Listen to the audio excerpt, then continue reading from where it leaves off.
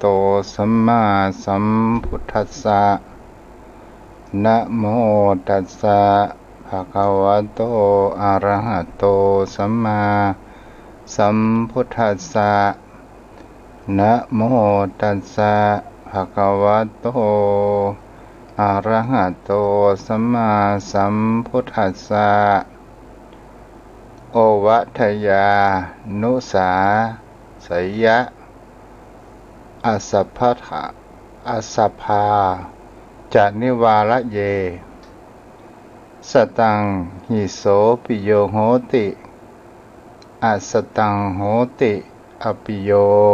ติคนเรา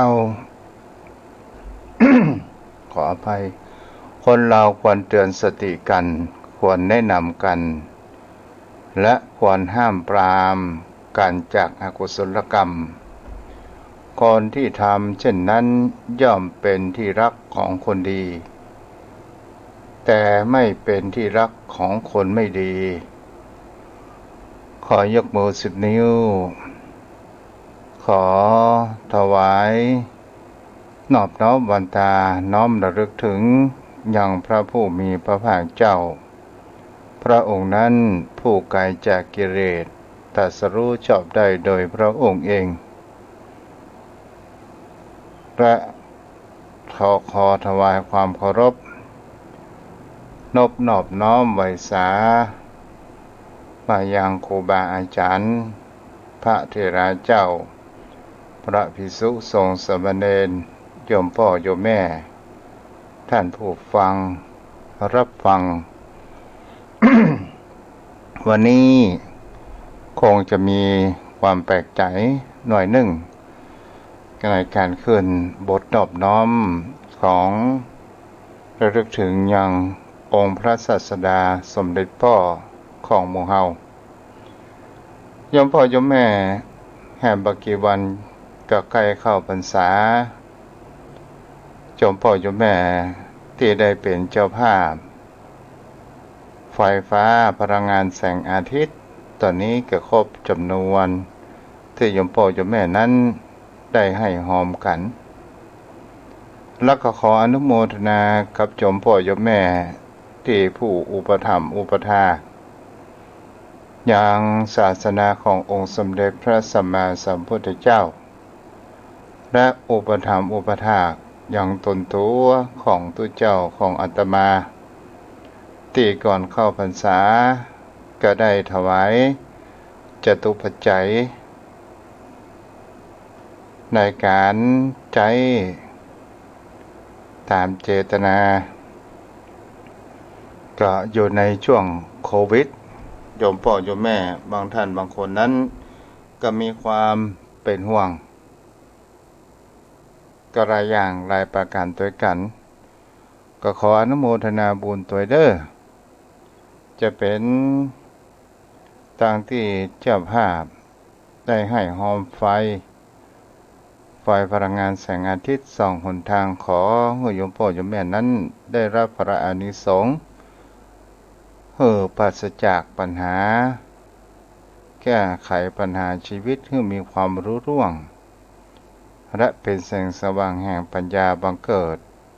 กับโยมพ่อโยมแม่เหมือนกันทุกท่านทุกคนและก็มีผู้ถวายจตุปัจจัยก็อนุโมทนากับปนานสายันที่ได้ถวายจตุปัจจัยอย่างตนตัวอาตมาถึงบ่มากและมาน้อยและก็โยมแม่ทองคำที่วงคำขออนุโมทนาบุญตัวและก็แม่ทองพรจกดีที่ได้อุปถัมภ์อุปถากส่งเภสัชยาอาหารการกินกับตนตัวและโยมแม่พระเนดุโยนงเนตรที่ได้เอาผักเอาไม้มาให้ลูกพระลูกเนนได้ทำอาหารครบฉันกันและก็มีทางแม่โสภาพรแมนบุญเตก็ได้อุปถัมภ์อุปถากอย่างค่าอาหารการกิน ท ที่พระเนนจะได้คบจะได้ฉันกันตลอดจนถึงโยมพ่อโยมแม่ที่ตุเจ้าไปได้เอ่ยนามที่ได้อุปถัมภ์อุปถากหลายท่านหลายคนด้วยกันก็ขออนุโมทนาบุญตัวเด้อที่ได้อุปถัมภ์อุปถากมาแอวหาตุเจ้าก็ขออนุโมทนาบุญมาวัดที่นี้ตัว โยมพ่อโยมแม่วันนี้ตุเจ้าได้เอาคำสอนขององค์สมเด็จพระสัมมาสัมพุทธเจ้าผูกไว้ขึ้นต้นว่าโอวะทยะโอวะทยานุสาสยะอัสสภาจะนิวาลาเยสตังหิโสปิโยโหติอัสตังโหติอปิโยคนเราเตือนสติกันควรแนะนำกันและควรห้ามปรามกันจากอกุศลกรรมคนที่ทำเช่นนั้นย่อมเป็นที่รักของคนดีแต่ไม่เป็นที่รักของคนไม่ดีโยมพ่อโยมแม่วันนี้ตัวเจ้าก็จะได้อู้จ๋าเป็นระดับไปก่อนที่จะเข้าสู่คติธรรมธรรมะนั้นวันนี้ตัวเจ้าก็อยากจะอู้จ๋าเรื่องเล่าอันที่เปิ้นเล่าไว้ในทาง YouTube ก็ตามของอาจารย์ยอดและกับตุเจ้ากันนั้นก็ได้เอามาโยมพ่อโยมแม่เล่าเสริมแต่งเล็กน้อยเพื่อให้มันดูความสมบูรณ์มันก็เป็นเรื่องจริงศรัทธาญาติโยมทั้งหลายบางส่วนเด้อวันนี้เกี่ยวอู้จ๋าเกี่ยวกับภัยธรรมชาติแห่งความแห้งแล้งที่มันเกิดขึ้นในภาคอีสานศรัทธาญาติโยมทั้งหลายก็คือคงจะเป็นสมัยเมื่อก่อนนั้นที่มีความแห้งแล้งเกิดขึ้นแม้ทางบ้านเฮาก็ตามก็มีความแห้งแล้งเช่นเดียวกันมีตายายอยู่2 คนอยู่กระท่อมที่เป็นบ้านมุงคาในยุคนั้นสมัยนั้นตายาย2 คนนี้ก็มีอายุแก่วัยชราพอสมควรคนหนึ่งนั้นก็อายุ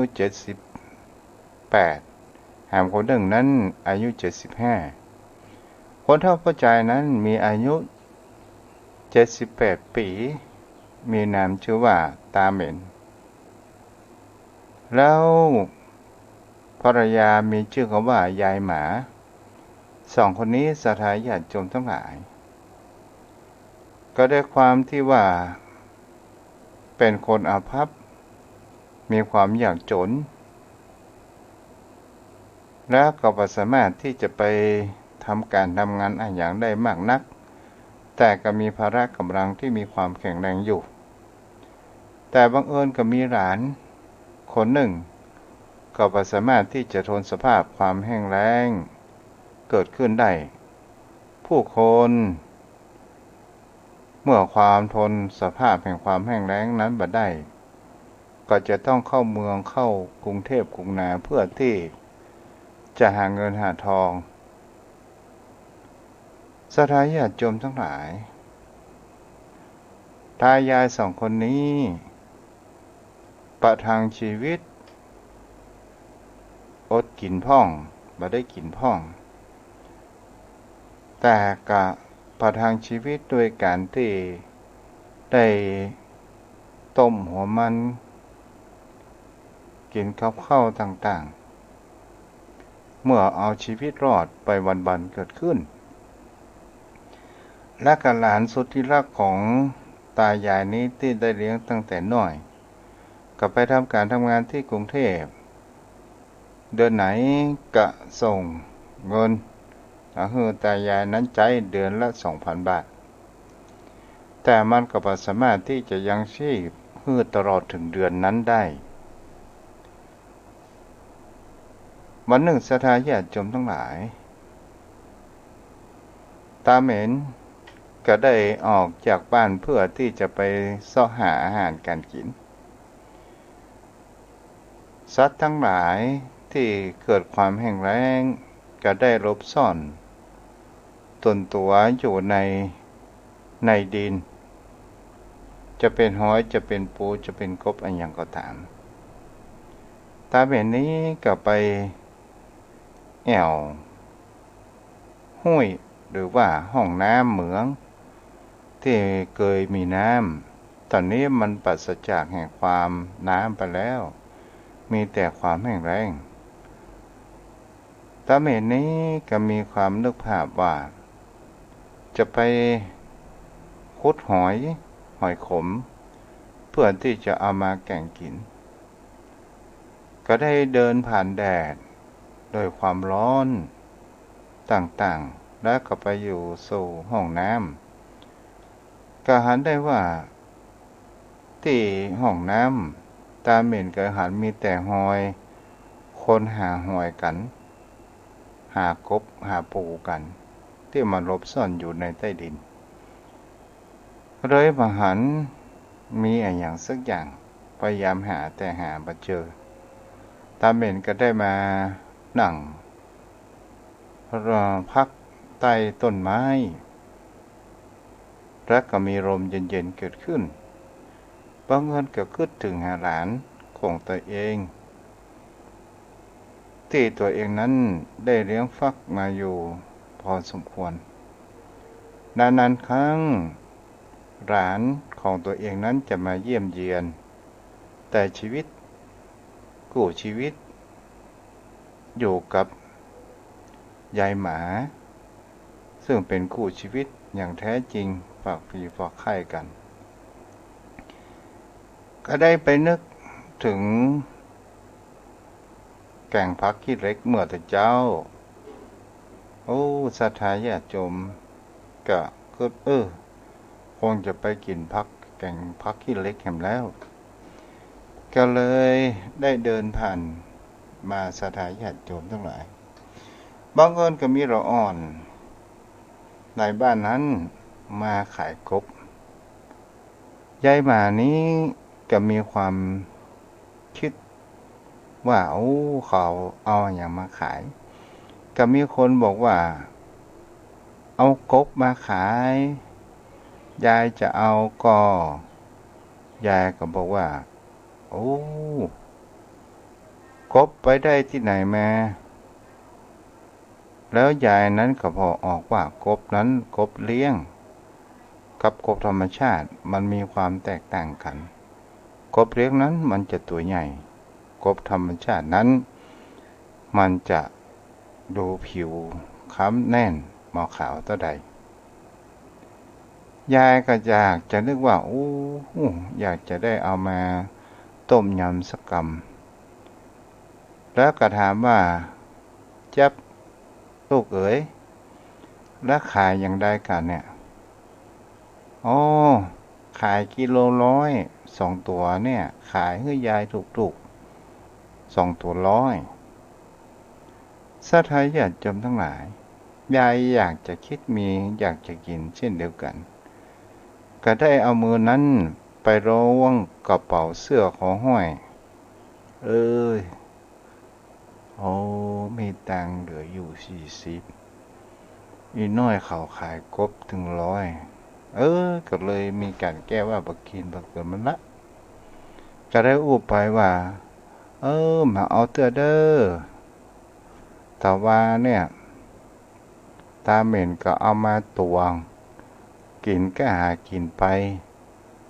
มาเอาเตื้อนอกไปตั้งหน้าก่อนจะปฏิเสธว่าสตังค์บ่มีก็มันดูก็จะแอบอายอย่างนี้โยมพ่อโยมแม่ตาเหม็นมายายหมาหันหน้าผัวของตัวเองเดินเข้ามาแล้วก็รู้สึกว่าวันนี้คงจะมีความผิดหวังมาได้อย่างสักอย่างแน่นอน ก็เลยห้องตามเห็นว่าไปอาบน้ำอาบท่าแล้วก็มากินข้าวด้วยกันก็นั่งกินข้าวด้วยกันโอ้ศรัทธาญาติโยมความแรงแค้นเกิดขึ้นแม้กระทั่งแมวสุนัขยังมีความพร้อมต่างๆนานาเกิดขึ้น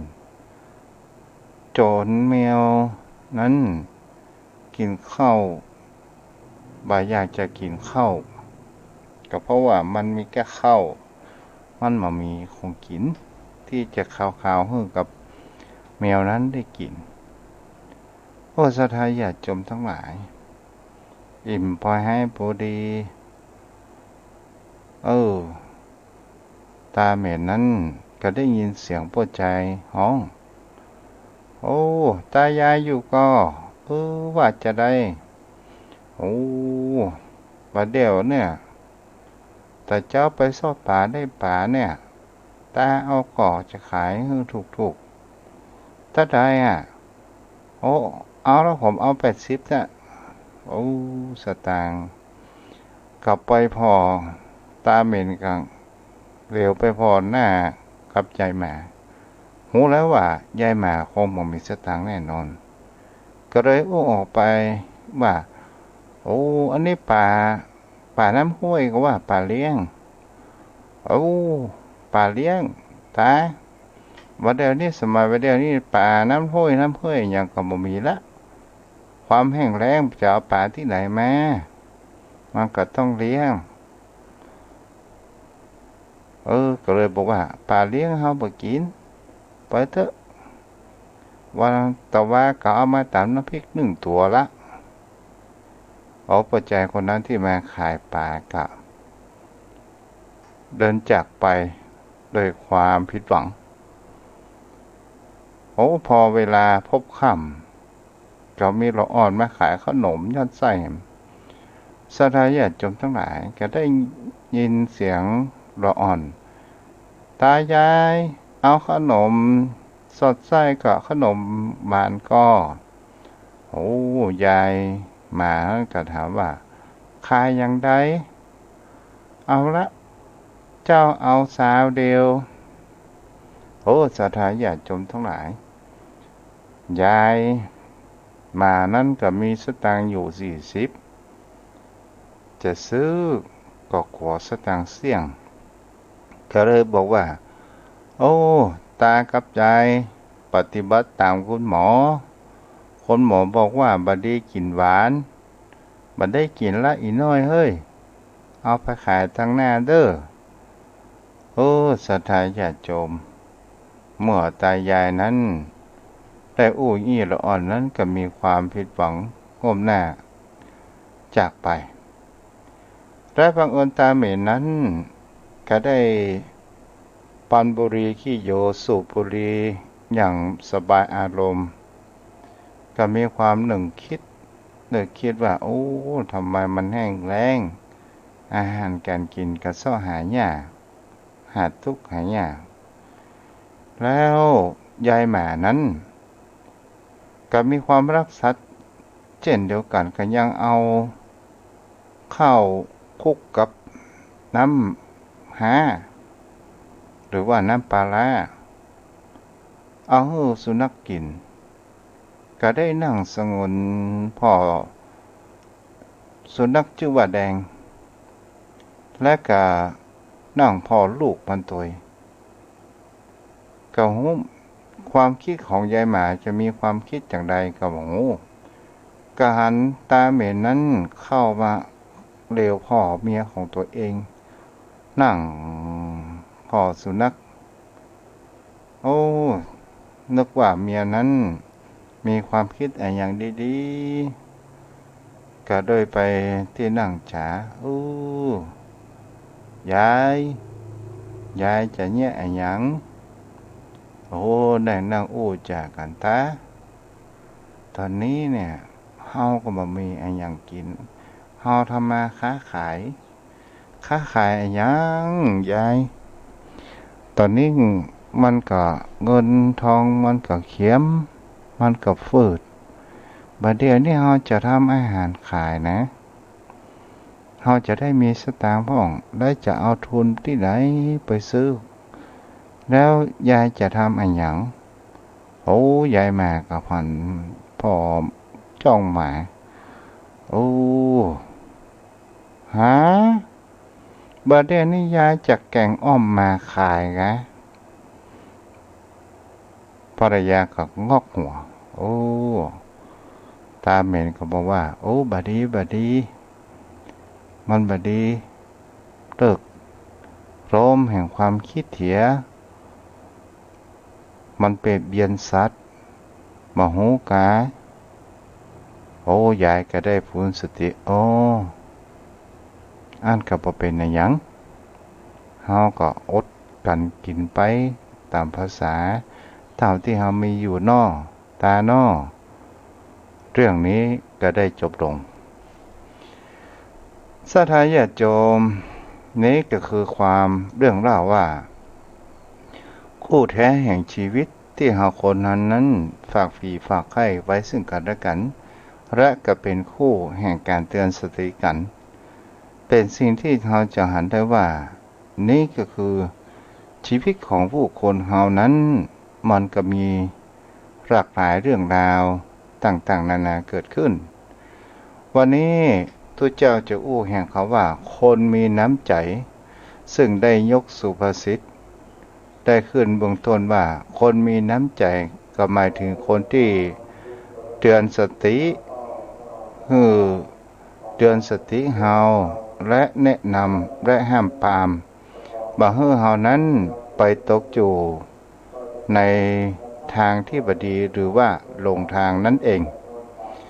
ฉะนั้นศรัทธาญาติโยมทั้งหลายคนเฮานั้นเป็นคนที่มีความเมื่อเฮาอยู่ตัวกันมากจะเป็นว่าเป็นครอบครัวเป็นมิตรสหายเป็นเพื่อนร่วมงานสิ่งที่คนเฮานั้นจะต้องการก็คือความจริงใจและน้ำใจมีความหวังดีต่อกันและกันนั่นเองและคนเฮานั้นคนที่หวังดีมีน้ำใจนั้นเฮาจะดูในลักษณะอย่างใดคนที่ช่วยเหลือเฮาหรือว่าคนที่เตือนสติเป็นสิ่งที่เฮานั้นจะหันได้ที่พระพุทธองค์นั้นก็ได้บอกว่าคนที่มีน้ำใจนั้นก็คือประการแรกคนที่เตือนสติก็หมายถึงเขาว่าเมื่อเฮานั้นหลงทางผิดทางหลงทางกลับได้หลงจิตหลงใจนั้นมันกลับยากก็หมายถึงเขาว่าในที่นี้ก็ถือว่าชีวิตของคนเฮานั้นมันก็มีความผิดพลาดเกิดขึ้นได้อยู่เสมอไปแต่ถ้าว่าเฮานั้นบางครั้งบางคราวในสิ่งที่คนเฮานั้นจะเกิดแห่งความพลัดพรากและมีคนที่มาเตือนสติเฮานั้นเมื่อเฮาก้าวผิดพลาดเมื่อเฮานั้นได้ทำผิดเกิดขึ้นเพราะว่าคนเฮานั้นบางครั้งบางคราวเฮาจะหันได้ว่าเปิ้นฮ้องว่าคนที่ฮักเฮาก็คือคนที่เตือนสติคนที่เตือนสติก็หมายถึงว่าคนมีน้ำใจคนและมีความจริงใจจะหันได้ว่าบางครั้งบางคราวเปิ้นจะได้พิจารณาว่าสิ่งเหล่านั้นถ้าเฮาทำลงไปมันผิดและจะทำเมื่อความทุกข์เกิดขึ้นเรื่องราวต่างๆนานาเกิดขึ้นอย่างเช่นเวลาเฮามีความคับแค้นในเรื่องเงินทองแล้วมีจิตใจมีความคิดว่าอยากจะกู้เงินทองที่ปนเฮาว่านอกระบบที่มีดอกเบี้ยแปลงๆหรือบ้านเฮาที่เฮาฮ้องกันอู้กันว่าหมวกกันน็อกแล้วก็มีคนเตือนสติว่าเฮาจะไปกู้สตางค์มาแล้วเฮาจะไปเอาที่ไหนมาฮื้อถ้ามีคนที่มาเตือนสติเฮาจะเป็นลูกเฮาสามีเฮาหรือภรรยาของเฮาก็ตามหรือว่าเพื่อนฝูงหรือว่าเพื่อนมิตรของเฮาก็ตามถ้ามีคนแนะนำว่าถ้าเอาสตางค์แล้วก็จะเป็นหนี้เป็นสินและเฮาจะบ่ได้อยู่บ้านอยู่จองเด้อ ถ้านี่ก็คือหมายถึงว่าเตือนสตินั้นเกิดขึ้นหรือบางครั้งบางคราวคนเรานั้นเกิดแห่งความผิดพลาดทางด้านความคิดเกิดความโกรธในระยะเวลาชั่วแวบหนึ่งในเมื่อเพื่อนก็ตามลูกก็ตามพ่อก็ตามแม่ก็ตามหรือว่ามิตรสหายของเราก็ตามเกิดเขามีความโทสะเกิดขึ้นเราพยายามว่าลองคิดเหตุผลให้ดีๆถ้าเราทะเลาะเขาเราจะได้อันหยังขึ้นมาจำไว้เด้อโกรธไปก็ลกสมองโกรธไปก็เสียสมองเปล่าๆทะเลาะกันไปกับมันเสียเวลาเปล่าๆลองคิดว่ามันจะเสียเวลาก่อถ้าเราไปทะเลาะหันปัดทัดใจไปบุบหูตีตาเปิ้นไปตบเปิ้นยิงเปิ้นฆ่าเปิ้นแล้วเราจะเสียเวลาหรือไม่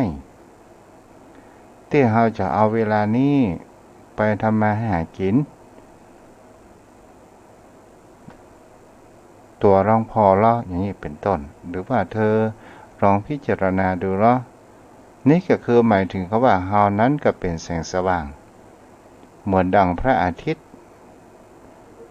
ขึ้นในยามเช้าเฮาหันแสงสว่างเฮาก็มีความสบายใจสถานญาติโยมทั้งหลายนี้ก็คือเป็นสิ่งที่เขาว่าคนมีน้ำใจคนที่เป็นมิตรแท้คนที่คือคนที่เตือนสติของเฮานั้นเองประการที่สองก็คือการแนะนำกันเพราะว่าชีวิตของคนเฮานั้นมัน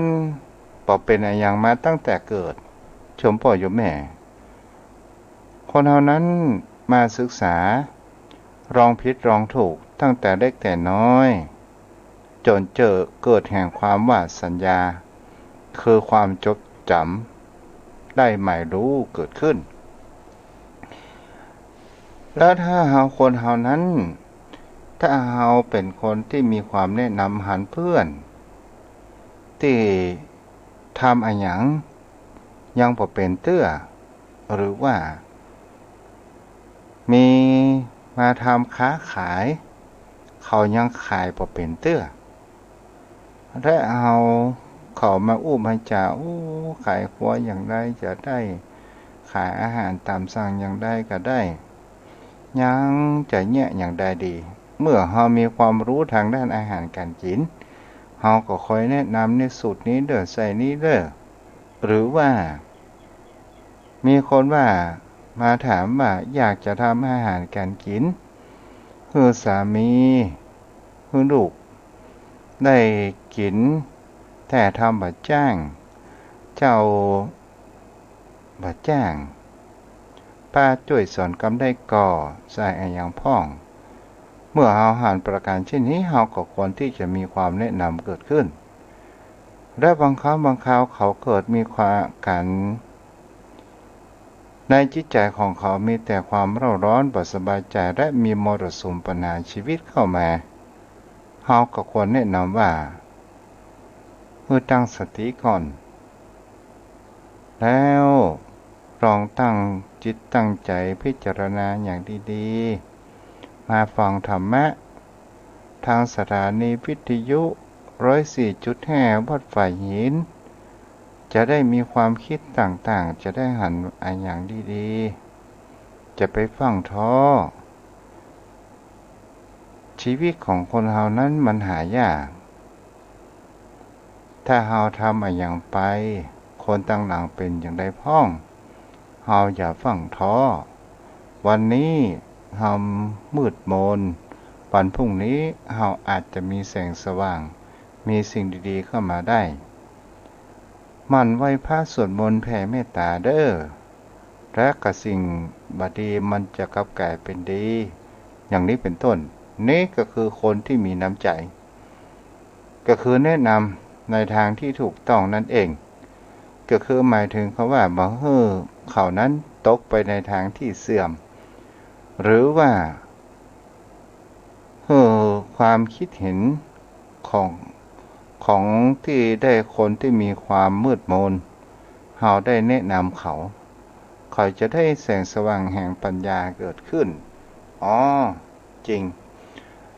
เงินทองนั้นมันหาได้แต่ชีวิตนั้นมันหายากเป็นสิ่งที่คนเหล่านั้นจะหาได้ว่าเมื่อเรามีปัญหาภาระหนี้สินเกิดขึ้นมาถึงวันนี้เราบ่มีแต่ชีวิตของเรานั้นมีก็ถือว่าเรายังมีความโชคดียังเหลือชีวิตของเรานั้นและมีความโชคดีเรายังมีพละกำลังที่จะต่อสู้นั้นได้อยู่แต่ถ้าว่าคนเรานั้นมองปัญหาเป็นเรื่องใหญ่โตมากกว่าชีวิตนั่นก็คือจะทำเมื่อเรานั้นอยู่ในแห่งความว่าวังวนจมปักอยู่ในแต่ความทุกข์ความบาดสบายใจปัสบายกายเกิดขึ้นและก็จะทำให้เรานั้นบางครั้งบางคราวคิดบดีเกิดขึ้นกับตัวของเราเองแต่ถ้าว่ามีบุคคลอื่นมาคอยแนะนำมีความเอ็นดูและสงสารและช่วยเหลือแนะนำของในปัญหาชีวิตของเรานั้นเมื่อมันเกิดขึ้นก็เป็นสิ่งที่ดีนั้นโยมพ่อโยมแม่ก็ลองคิดพิจารณากันไปประการที่3คนมีน้ำใจคือคนที่ห้ามปรามกันในเมื่อแห่งฝ่ายหนึ่งนั้นประกอบกรรมในทางด้านที่บดีที่จะหันว่าถ้าเขาทำแล้วความทุกข์นั้นมันจะเกิดขึ้นทางด้านการกระทำต่างๆนานาอย่างเช่น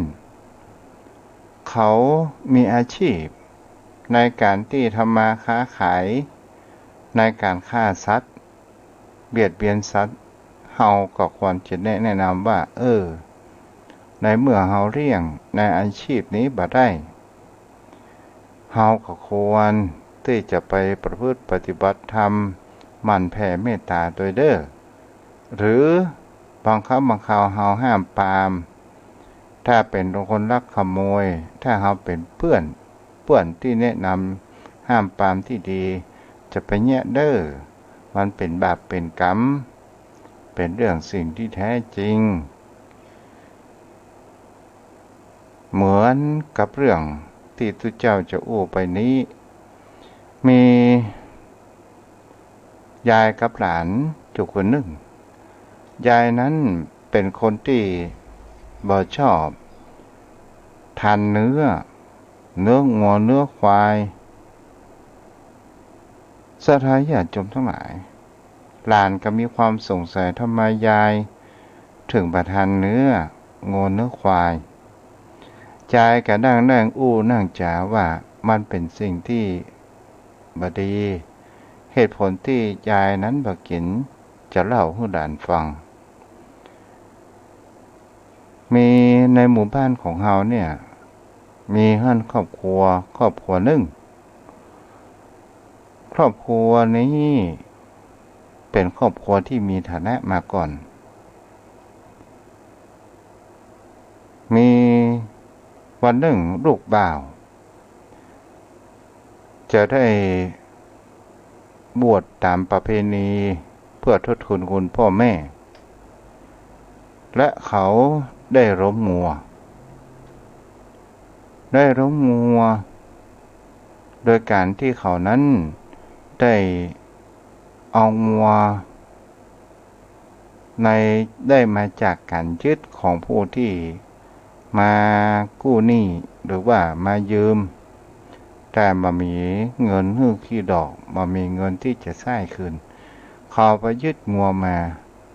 งัวนั้นซึ่งเป็นงัวที่มีความว่าแสนรู้มีความเชื่อง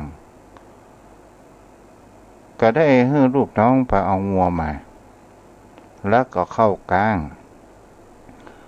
แล้วก็มีคนใจเด็ดเอาค้อนบุบงัวนั้นก็น้ำตาซึ่งซึมเกิดขึ้น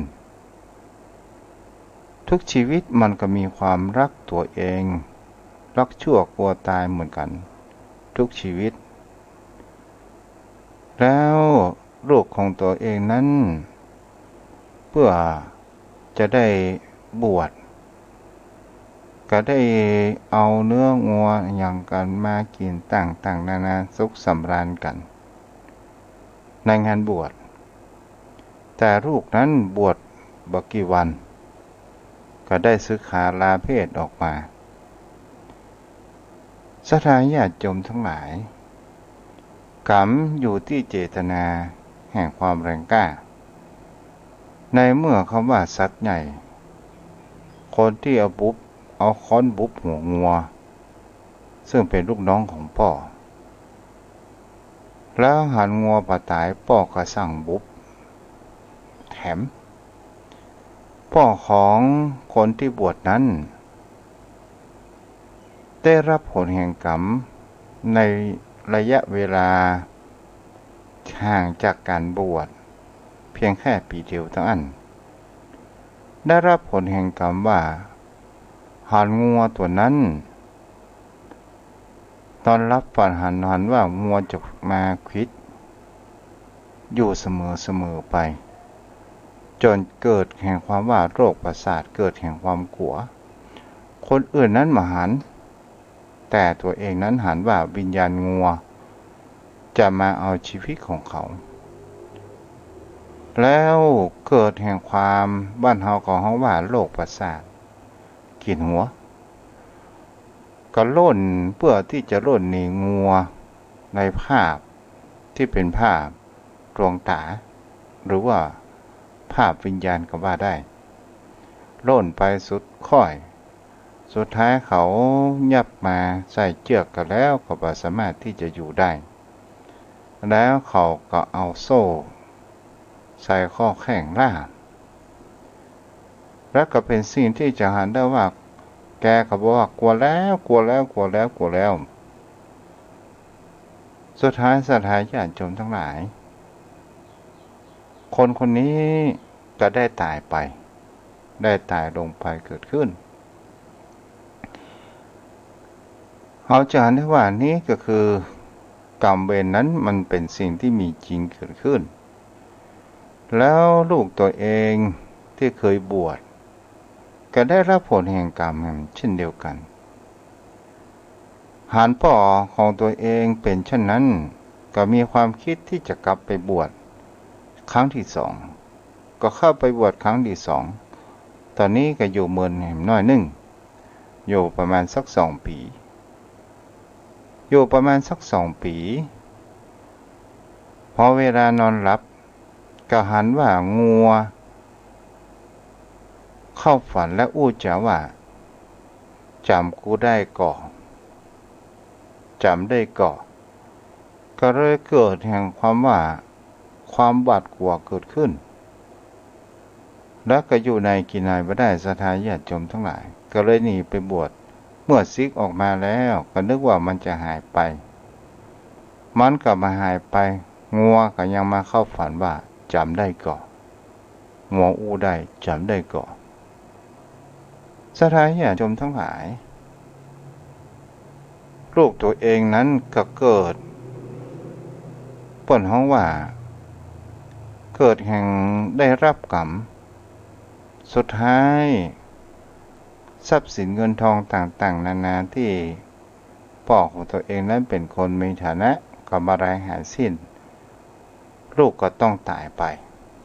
โดยโรคภัยไข้เจ็บหมู่สาเหตุคนที่ถือค้อนบุบงัวนั้นศรัทธาญาติโยมทั้งหลายมีเจตนาที่แรงกล้ามากที่สุดแล้วตกมาแหมสักระยะหนึ่งก็มีภายโมโหมาดักตีหัวจนบ่สามารถที่จะจำรูปหน้าตาของตัวเองนั้นได้หรือว่าคนที่ถือค้อนมีเจตนาแรงกล้าเขาเกิดเปิ้นฮ้องว่าคงจะเป็นพวกหัวโจกนักเลงโตโมโหไปผิดเถียงอย่างเปิ้นเขาก็ได้เกิดปุ๊บจนหัวร้างห้างแตก พอสามารถที่จะจำหน้าค่าตาได้นี่ก็เป็นสิ่งที่เราจะหันได้ว่านี่ก็คือเป็นสิ่งที่คนเรานั้นถ้าว่ามีบุคคลที่มีความเตือนสติอย่างยายกับเตือนหลานว่าเหตุนี้แหละยายถึงบ่กินเนื้อสัตว์ใหญ่แถมปอคุณหมอบอกว่าสัตว์ใหญ่นั้นเนื้อของมันนั้นมันย่อยยากและมันจะเกิดทำให้เกิดโรคภัยไข้เจ็บของเฮานั้นได้ศรัทธาญาติโยมนี้ก็คือยายได้เตือนหลานของตัวเองก็หมายถึงก็ว่ายายนั้นเป็นคนมีน้ำใจคนมีน้ำใจก็คือ1คนที่เตือนสติ2บุคคลที่คอยแนะนำ3คนห้ามปรามกันแต่คนเฮานั้นคำว่าห้ามปรามในที่นี้บางคำบางคราวคนเฮานั้นเมื่อเพื่อนฝูงห้ามปรามบ่ชอบฟังบ่ฟังหีจะไม่ยุ่งรอเวลาทำอย่างลงไปแล้วปิ๊กขึ้นพูนสติได้โอ้มันเตือนกูแล้วกูมาแน่เลยอันนี้โยมพ่อโยมแม่ก็ลองฝากเอาไปคิดพิจารณากันเด้อหรือเอาไปบอกลูกบอกหลานก็ได้เนาะเอาละตอนนี้ใช้เวลามาพอสมควรก็ขออนุโมทนาบุญที่ติดตาม Facebook มีสมสายเขียวดีพี่น้องบ้านดอนไฟเนาะห่างดงเอาละโยมพ่อโยมแม่ที่อยู่ทางบ้านตอนนี้เปิดสายหน้าใหม่แล้วเด้อ063163950โทรเข้ามาได้เนาะ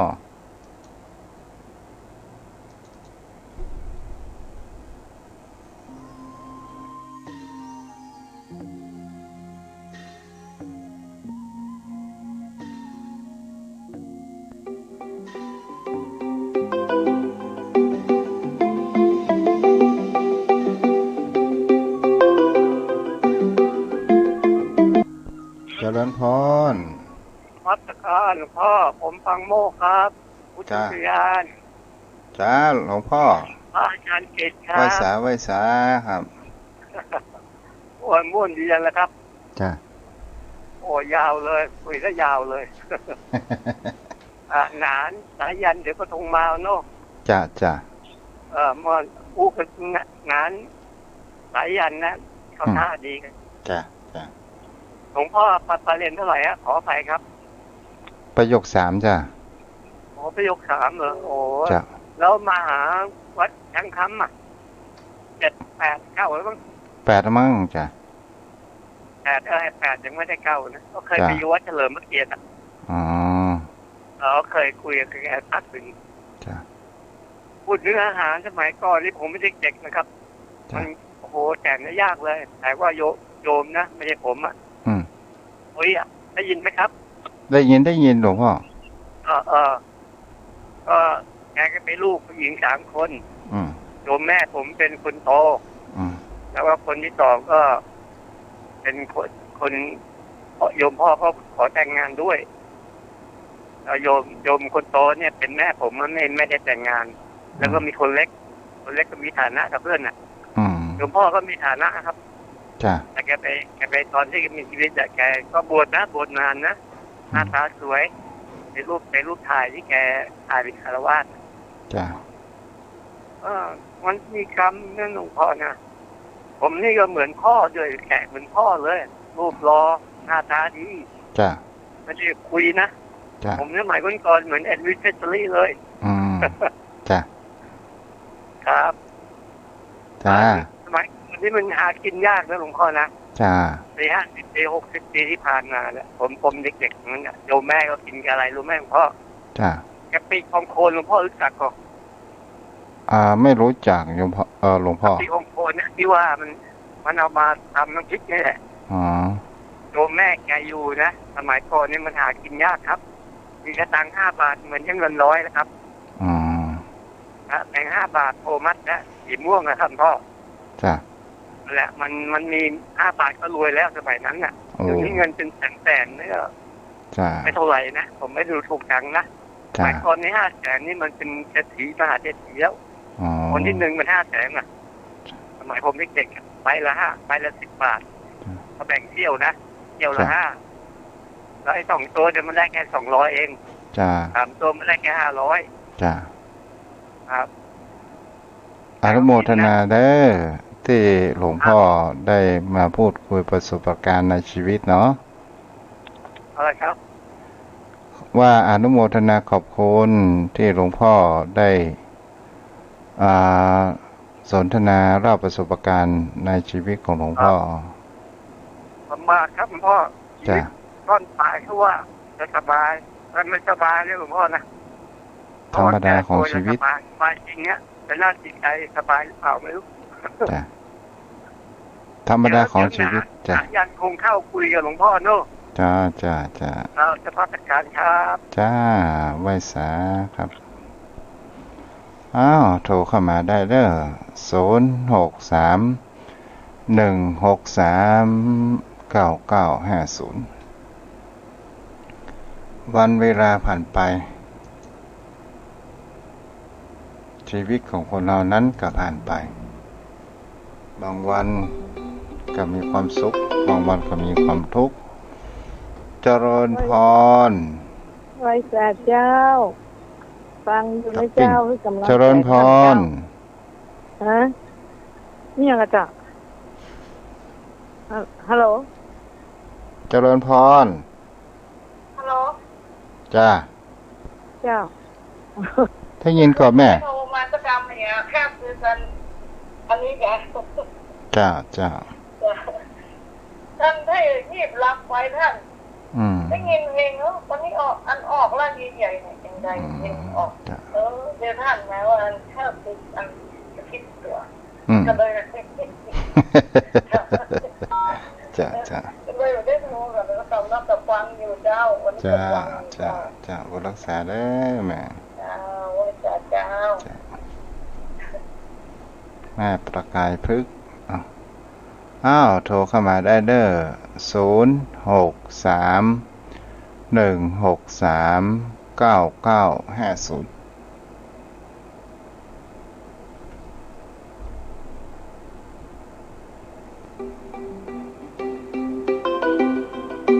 ฮัลโหลภาษาครับสายเป็นได้ไหมฮัลโหลเอาตังนอกเนาะฮัลโหลเจริญพรครับอาจารย์ครับเจ้าใครฮะโอ้ยจัดเล็กเรื่องเป้าไว้โอ้เจ้าจำได้ละเวียงปักปะชัดเจนดีเนาะครับตลอดเลยโอ้อนุโมทนาวันนี้ฟังแล้วเป็นยังไงเข้าใจก่อนฮะเข้าใจดีจ้าเพราะว่ากรรมเวรมีจริงก่อจ้าเนาะฟังชัดเจนดีฝนตกก่อนฮะจังเวียงบ่เป้าเจ้าทั้งเพก็มืดไปได้เนาะจ้าอยู่วัดทุ่งปากเกร็ดตำบลหนองหานอำเภอสันทรายจังหวัดเชียงใหม่แถวหน้าหมอแม่โจ้เนาะจ้าบุรักษาเด้อถ้ามาเอียกเชียงใหม่ก็มาอยากกันได้เนาะจ้าโทรเข้ามาได้เด้อที่เบอร์โทร063-163-9950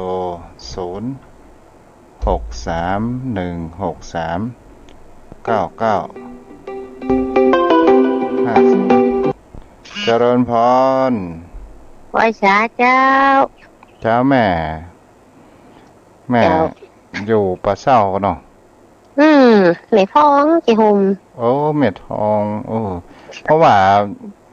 จื่อมันหายไปหมดโทรศัพท์ของทุกเจ้ามันตกน้ำจ้ะอันนี้ก็เลยเอาโทรศัพท์เครื่องเป่าของลูกศิษย์ลูกหาแม่เจ้าอันนี้สมมุติว่าเฮาเอาหญ้าเอาโกงจัดใส่ขี้แท้ขี้เดียนเป็นบาปเป็นกรรมก็วะเฮาบ่ได้เจตนาดูแม่เนาะเฮาก็สเปสตาเนาะเจ้า อโหสิเด้ออโหสิเด้ออีกอ่ะจ้ะสาสบายใจอ่ะคำใจอ่ะฟังอยู่เด้อจ้าบ่รักษาแม่แล้วอ้าวโทรเข้ามาได้เนาะเวลายังเหลืออยู่ตอนนี้ก็5:51 นาทีห้ามไปจนถึง5:07 นาทีเนาะถ้าพ่อหนานอยู่ในสายก็โทรเข้ามาได้เด้อพ่อหนาน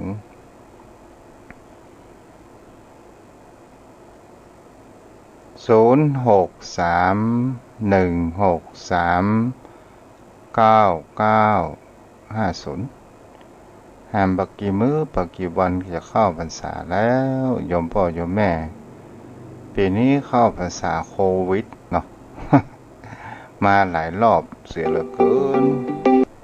เจริญพรพ่อนานครับขอกราบแต่ใต้ไว้สาบารมีธรรมท่านเจ้าด้วยความเคารพครับเจ้าเนาะวันนี้เป็นธรรมะยามแรงจะแต่ก่อนกินข้าวแรงนะท่านเจ้าเนาะเจ้าวันนี้ผู้เป็นอย่างไรพ่องโอ้ได้ดีมีสาระแก่นสารท่านเจ้าคือ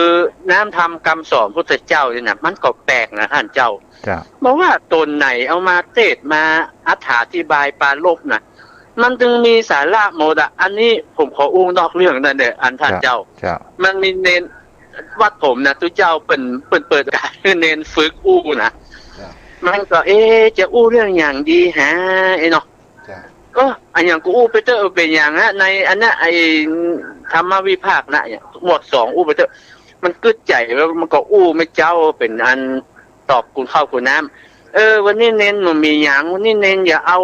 พวกอุ้ยไม่อุ้ยเป็นเตวดาเนี่ยเขาก็ไข้หัวเน้นเนี่ยอย่างเน้นจะเต็งลิทีกายนะอันปีจนปากไรเนาะใช่อันเน้นมีธรรมะ2อย่างเนาะคีริกับโอตปะขอให้ทำได้กูคนเนอะแล้วก็จะได้เป็นเทวดากูคนมันก็ดีเนาะว่าธรรมของพระพุทธเจ้านี่มันมีเนื้อหาสาระแก่นสารโมถ้านำมาปฏิบัติอย่างท่านเจ้าอธิบายปาลบไปนะครับถ้าปฏิบัติได้มันก็ดีนะครับดีกับตนกับตัวแท้ๆครับท่านเจ้าอย่างว่าบางครั้งบางคราวคนที่เปิดมาเตือนสติก็ตามมาแนะนำก็ตามมาห้ามปรามก็ตามบางคนก็ชอบบางคนก็ไม่ชอบลงท่านเจ้ามันเป็นกัลยาณมิตรแต่เนื้อคนที่มาเตือนสตินะเอาลองนึกถ้าเราบ่มีความโกรธเอาความโกรธมาเป็นที่ตั้งนะเอาลองนึกดูว่าเอาที่เปิ้นอู้ไปนะมันจริงก่อที่มันมาเตือนเฮานะถ้าเฮามีสติเห็นหน่อยเฮากึดได้ว่าที่เปิ้นเตือนนี่มันถูกต้องเฮาก็น่าจะโมทนาน่าจะยินดีกับเปิ้นบางคนเพิ่นก็ยินบางคนเพิ่นก็อันเป็นห่วงแต่รอบว่าก็นึกก็ว่ากลัวมันมีภัยตีเตือนนะเปิ้นว่าตามีหน้าพอหน้ามาหันว่าท่านเจ้าเนาะมันคนเฮานี่ครับจำมาได้กะว่าจะมีคำว่าคนที่มีความพิถีอย่างเช่นคนที่เป็นครูบาอาจารย์คนที่เป็นพ่อเป็นแม่เวลาลูกเต้ามาเตือนสติพ่อนานจำได้ก่อนที่ลูกมันจะเอาไม้ดุนเอาหม้อแกงดินลงจากเตาจำได้ครับที่ว่ามันป้อเปียกที่ฝอยนะอย่าท่านเจ้าป้อมเปียกที่ฝอยครับเนี่ยพ่นห้องว่าเนี่ยสะใครว่าอย่างอันไม่ได้กินละครับแต่เดี๋ยวเอาที่ฝอยใส่เก็บฝอยลดจงอยู่อย่างอย่างได้ว่าจังเนี่ยแต่อันนั้นแหมอันนั้นป้อนี่ไม่ได้กินเนี่ยอันที่ว่าอันสารเสวียนแฮมรอท่านเจ้าสารเสวียนแล้วออกมาได้แล้วมันเจ๊เนี่ยจะได้มันตันกำกึดมันน้องใจมันก็เลยบอกคือไม่ยากมันยังก็ปืดออกแต่เนาะบางคนมันก็เสียเหลี่ยมเสียเจิงแล้วท่านเจ้าเนาะเจ้าถูกต้องครับมันคนเฮามันเป็นมีธรรมดาครับอย่างท่านเจ้าอันใดปาลบตะกี้ว่าบางคนมันกึดอย่างมาได้มันจะลงทำร้ายด้วยการฆ่าตัวตายนะถ้ามันมีกัลยาณมิตรเห็นน้อยช่วยตีเตือนมันให้กำลังใจมันเป่งมากเลยท่านเจ้าเนอะผมบอกเชื่อว่าบ่มีแล้วก็มีนะท่านเจ้า บางเทื่อมันกึดอย่างบ่ออกแต่ๆนะเขาก็ว่ามันน่าจะมีคนมาตีมาที่แนวทางเฮาเพราะว่ามันคนที่หูเหมือนกันหมดแล้วท่านเจ้าเนาะบางอย่างเขาก็บอกงูไปถึงเนี่ยครับใช่มีแต่ยกเว้นแต่องค์สมเด็จพระสัมมาสัมพุทธเจ้านะครับอย่างมนุษย์คนเฮาเนี่ยนะปุถุชนนะไม่ว่าชั่ว7 ทีดี7 หนบางครั้งมันก็กึดบ่ออกแต่นะเนี่ยเฮาไปว่าเปิ้นโอ้อย่างความฮู้จัดสูงเอาตัวบ่รอดต้องมาฆ่าตัวตายเฮาว่าโอ้ไปว่าเปิ้นมันบ่ตกตัดไผไปบ่ฮู้อีเนาะมันของอีบางทีว่ามันอู้ยากนะปัญญาคนเฮาบางคนบางทีมันก็ตันมันก็บ่กึดบ่ออกนะครับแต่ก่อนก็มีศรัทธาญาติโยมถามทุกเจ้าเหมือนกันนะครับทุกเจ้าตอบบ่ได้แล้วแกว่าโอ้เป็นมหาได้อย่างใดเขาว่ามหาบ่ใช่สปัญญูไม่ได้เนาะมาแต่บางคนมันก็จะอู้อย่างว่าเป็ดนั่นนี่น่าจะหูโอ้พอบอกอันท่านเจ้าเอ๋ยเพิ่นว่าอันสูมาเตอท่านเจ้าวันตาน้อยก็สู่พอบอกปั่นหางเหงาห้องกายหรอกนั่นเรียกมันก็แต่นะว่าโอ้เพิ่นว่าครับผมคนเฮาบางครั้งความคิดมันบ่เหมือนกันแล้วก็แดนเนาะใช่นาจิตตังไม่ได้นะท่านเจ้าเอ๋ยตั้งจิตตั้งใจกันนะครับ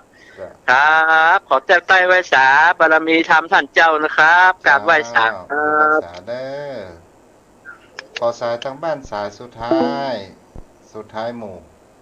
และก็ใช้เวลา30 วิเนาะโทรเข้ามาได้0631639950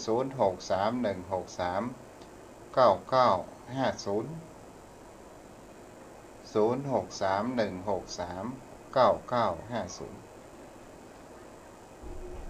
หมอมีภัยแล้วเนาะ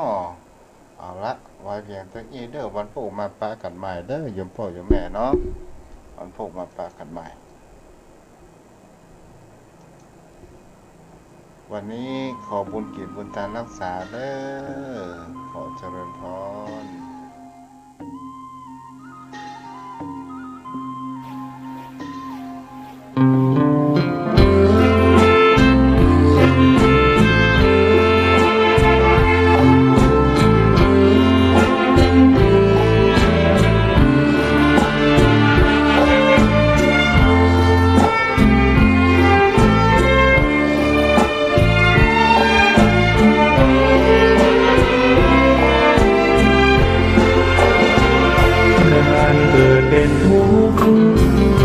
ทำให้เกิดทุกข์ช่องทางดับทุกข์นั้นท่านและเปรตเป็นสัญลักษณ์ของความเป็นไทยเราจงร่วมใจยืนตรงพร้อมกันด้วยความภาคภูมิใจในเอกราชและความเสียสละของบรรพบุรุษไทยในธรรมะที่รวยโลกิยธรรมโลกุตระธรรมสุดเชื่อมให้นำเจริญสมาธิใจโคตรโคยานเชี่ยวชาญมั่นคงสดใสปัจจักตั้งใช้อธิบายถ่ายทอดเห็นโคตรโคยานสิ่งที่พระองค์ทรงแต่ให้สตายไม่รู้เหมือนมองไม่เป็นวิทยาศาสตร์ไม่อาจพิสูจน์ประเด็นพระองค์ทรงเห็นเพราะอยู่ในญาณทันรู้รู้แจ้งแจ่มชัดการเปลี่ยนแปลงยิ่งนักกฎพระไตรลักษณ์ชักนำใจปรับปรุง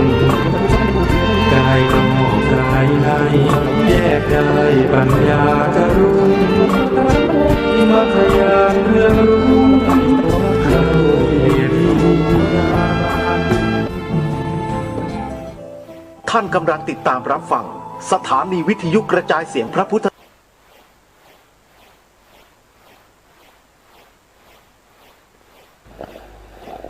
พุทธังสรณังกัจฉามิธัมมังสรณังกัจฉามิ สังฆังสรณังกัจฉามิกราบนมัสการพระมหาเถระพระสังฆาธิการและท่านผู้ฟังและผู้ชมทุกท่านที่ติดตามในรายการ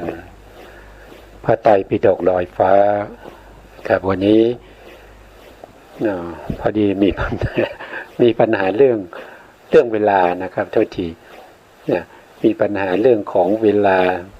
นาฬิกาผมมันรู้สึกมันจะต้องเปลี่ยนใหม่ละเนี่ยดูเวลาก็จริงๆแล้วเราก็อาศัยเวลานะครับที่นัดหมายกันนะถ้าไม่มีเวลาเราก็ไม่รู้จะใช้อะไรในการที่จะนัดหมาย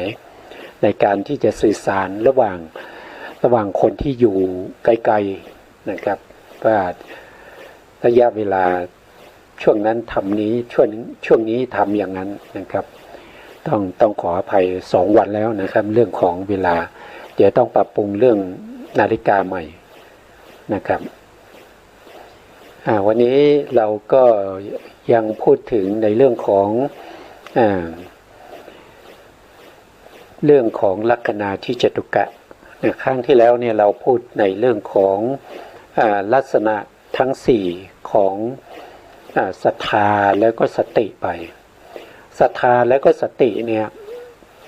ถ้าเราเจริญในสติปัฏฐาน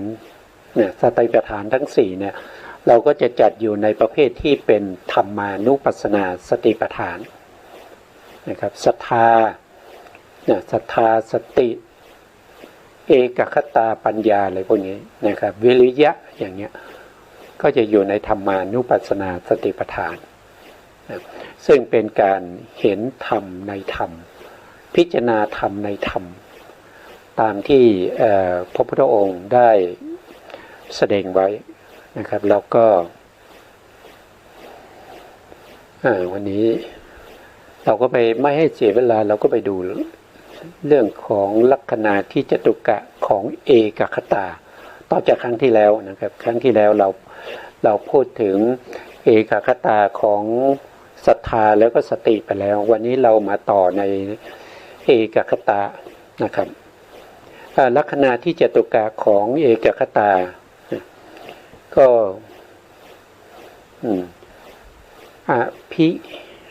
โทษทีวิเคปะลัคนานะครับมีการไม่ฟุ้งซ่านเป็นลักษณะเอกคตาเป็นสมาธินะครับเป็นสมาธิเนี่ยเราก็รู้แล้วว่าสมาธิเนี่ยมีอยู่3ระดับด้วยกันนะครับโดยทั่วไปนะโดยทั่วไปเนี่ยก็พูดถึง3ระดับที่1ก็เรียกว่าเป็นคณิกะสมาธิคณิกะสมาธิก็คือสมาธิชั่วขณะชั่วคู่หนึ่งนะแต่ละขณะไปอย่างเงี้ยเรียกว่าเป็นคณิกะสมาธิแต่ถ้าเราทำคณิกะสมาธิให้เป็นอุปจารสมาธิอุปจารสมาธิก็จะเป็นสมาธิที่มีกำลังมากขึ้นนะครับจะเป็นสมาธิที่ต่อเนื่องกันไปนะครับช่วงที่นิวรณ์ทั้งหลายไม่ว่าจะเป็นกามฉันทานิวรณ์พยาปาทานิวรณ์ถีนะนิวรณ์วิจิกิจฉานิวรณ์พวกนี้นะครับก็เริ่มสงบลงแล้วเรารู้ได้ว่าจิตของเราเริ่มสงบตรงนั้นแหละจะเป็นอุปจารสมาธิก็จะมีกำลังมากกว่าคณิกะสมาธิอุปจารสมาธิก็เป็นสมาธิที่ใกล้ต่อการที่จะได้ฌานก็คือหมายถึงว่าชิดต่ออัปปนาฌานสมาธิระดับที่3ก็คืออัปปนาฌานทีนี้อัปปนาฌานก็จะเป็นสมาธิที่มั่นคงตั้งมั่นอยู่ในอารมณ์ใดอารมณ์หนึ่งจะเปลี่ยนอารมณ์ไม่ได้ถ้าเปลี่ยนอารมณ์ก็จะหลุดออกจากฌานนะครับเพราะฉะนั้นก็ต้องตั้งมั่นอยู่ในอารมณ์ใดอารมณ์หนึ่งตามที่ฌานที่เราได้ถ้าเป็นปฐมฌานก็จะมีอารมณ์อยู่25อารมณ์ที่เป็นสมถะที่ทำให้จิตสงบ ตั้งมั่นเรียกว่าปฐมฌานก็จะมีพวกที่เป็นกสิณอย่างเนี้ยกสิณก็มี10กสิณ10แล้วก็อะไรอสุภาษ10นะอสุภาษ10แล้วก็อนุสติได้แค่2นะอนุสติก็ได้แค่2ได้แค่กายคตาสติแล้วก็อาปานานะลมหายใจนะครับอานาปานสตินะลมหายใจแล้วก็พรหมวิหาร3นะพรหมวิหารมี4แต่ได้แค่3นะครับตามนั้นก็คือได้แก่เมตตากรุณามุทิตาส่วนอุเบกขานี้ไม่ได้ในปฐมฌานต้องไปได้ในฌานที่5หรือว่าในพระสูตรก็จะเรียกว่าเป็นฌานที่4แล้วก็ยังมีครบแล้วยังเลยก็น่าจะครบแล้วนะกสิณ10อสุภาษ10ก็เป็น20นะ20แล้วก็มีกายคตาสติอีก1อานาปานสติอีก1ก็เป็นเท่าไหร่22นะ22ก็จะมีพรหมวิหาร3อีกก็รวมเป็น25นะปฐมฌานจะมีอารมณ์25เหล่านี้นะถ้าขึ้นชั้น2นะขึ้นชั้น2ก็คือละองค์ฌานที่เป็นวิตกนะขึ้นชั้น3ก็ละวิจารขึ้นชั้น4ขึ้นชั้น2ชั้น3ชั้น3ก็ละปิติชั้น4ก็ละสุขอย่างนี้นะครับพอถึงชั้น4ก็จะเปลี่ยนอารมณ์จาก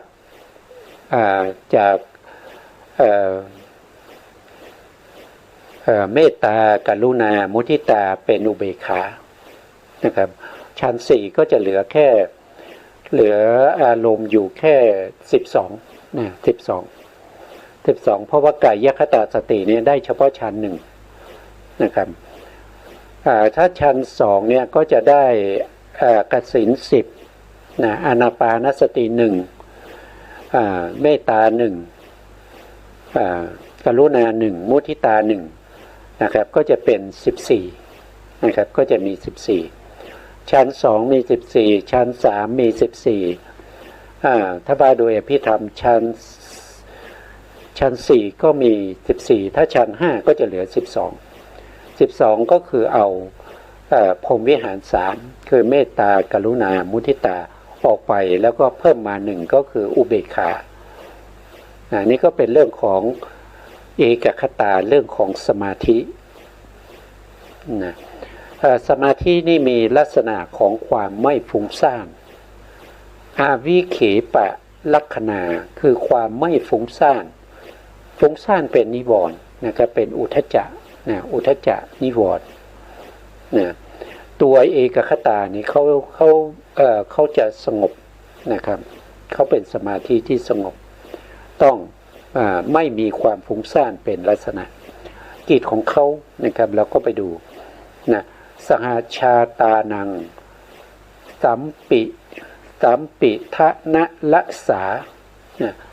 มีการรวบรวมสหชาตธรรมเป็นกิจ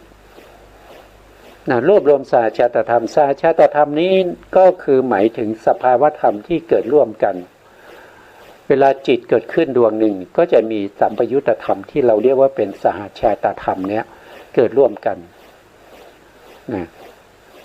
จะเกิดมากน้อยขึ้นก็ขึ้นอยู่กับจิตดวงนั้นนะครับว่าจิตดวงนั้นเป็นยังไงนะครับทีนี้คณิกะสมาธินะครับสมาธิที่เป็นชั่วขณะหนึ่งเนี่ยในอกุศลจิตก็มีนะครับอย่างเช่นมหากุศโลภะมูลจิตในดวงที่1หรือว่าดวงไหนก็ตามเนี่ยนะครับที่เป็นอกุศลจิต12เนี่ยเขาก็มีสมาธิเหมือนกันนะครับแต่สมาธิของเขาเนี่ยเป็นสมาธิที่เป็นคณิกะสมาธินะเขาเป็นคณิกะสมาธิเขาไม่สามารถเข้าถึงอุปจารสมาธิได้นะเขาเป็นคณิกะสมาธิเข้าถึงอุปจารสมาธิไม่ได้นะ ส่วนที่เป็นอเหตุกะอเหตุกะจิต18อเหตุกะจิต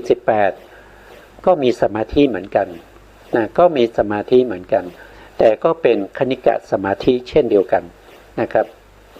ก็เข้าไม่ถึงอุปจารสมาธิถ้าเป็นมหากุศลมหากุศลและจิต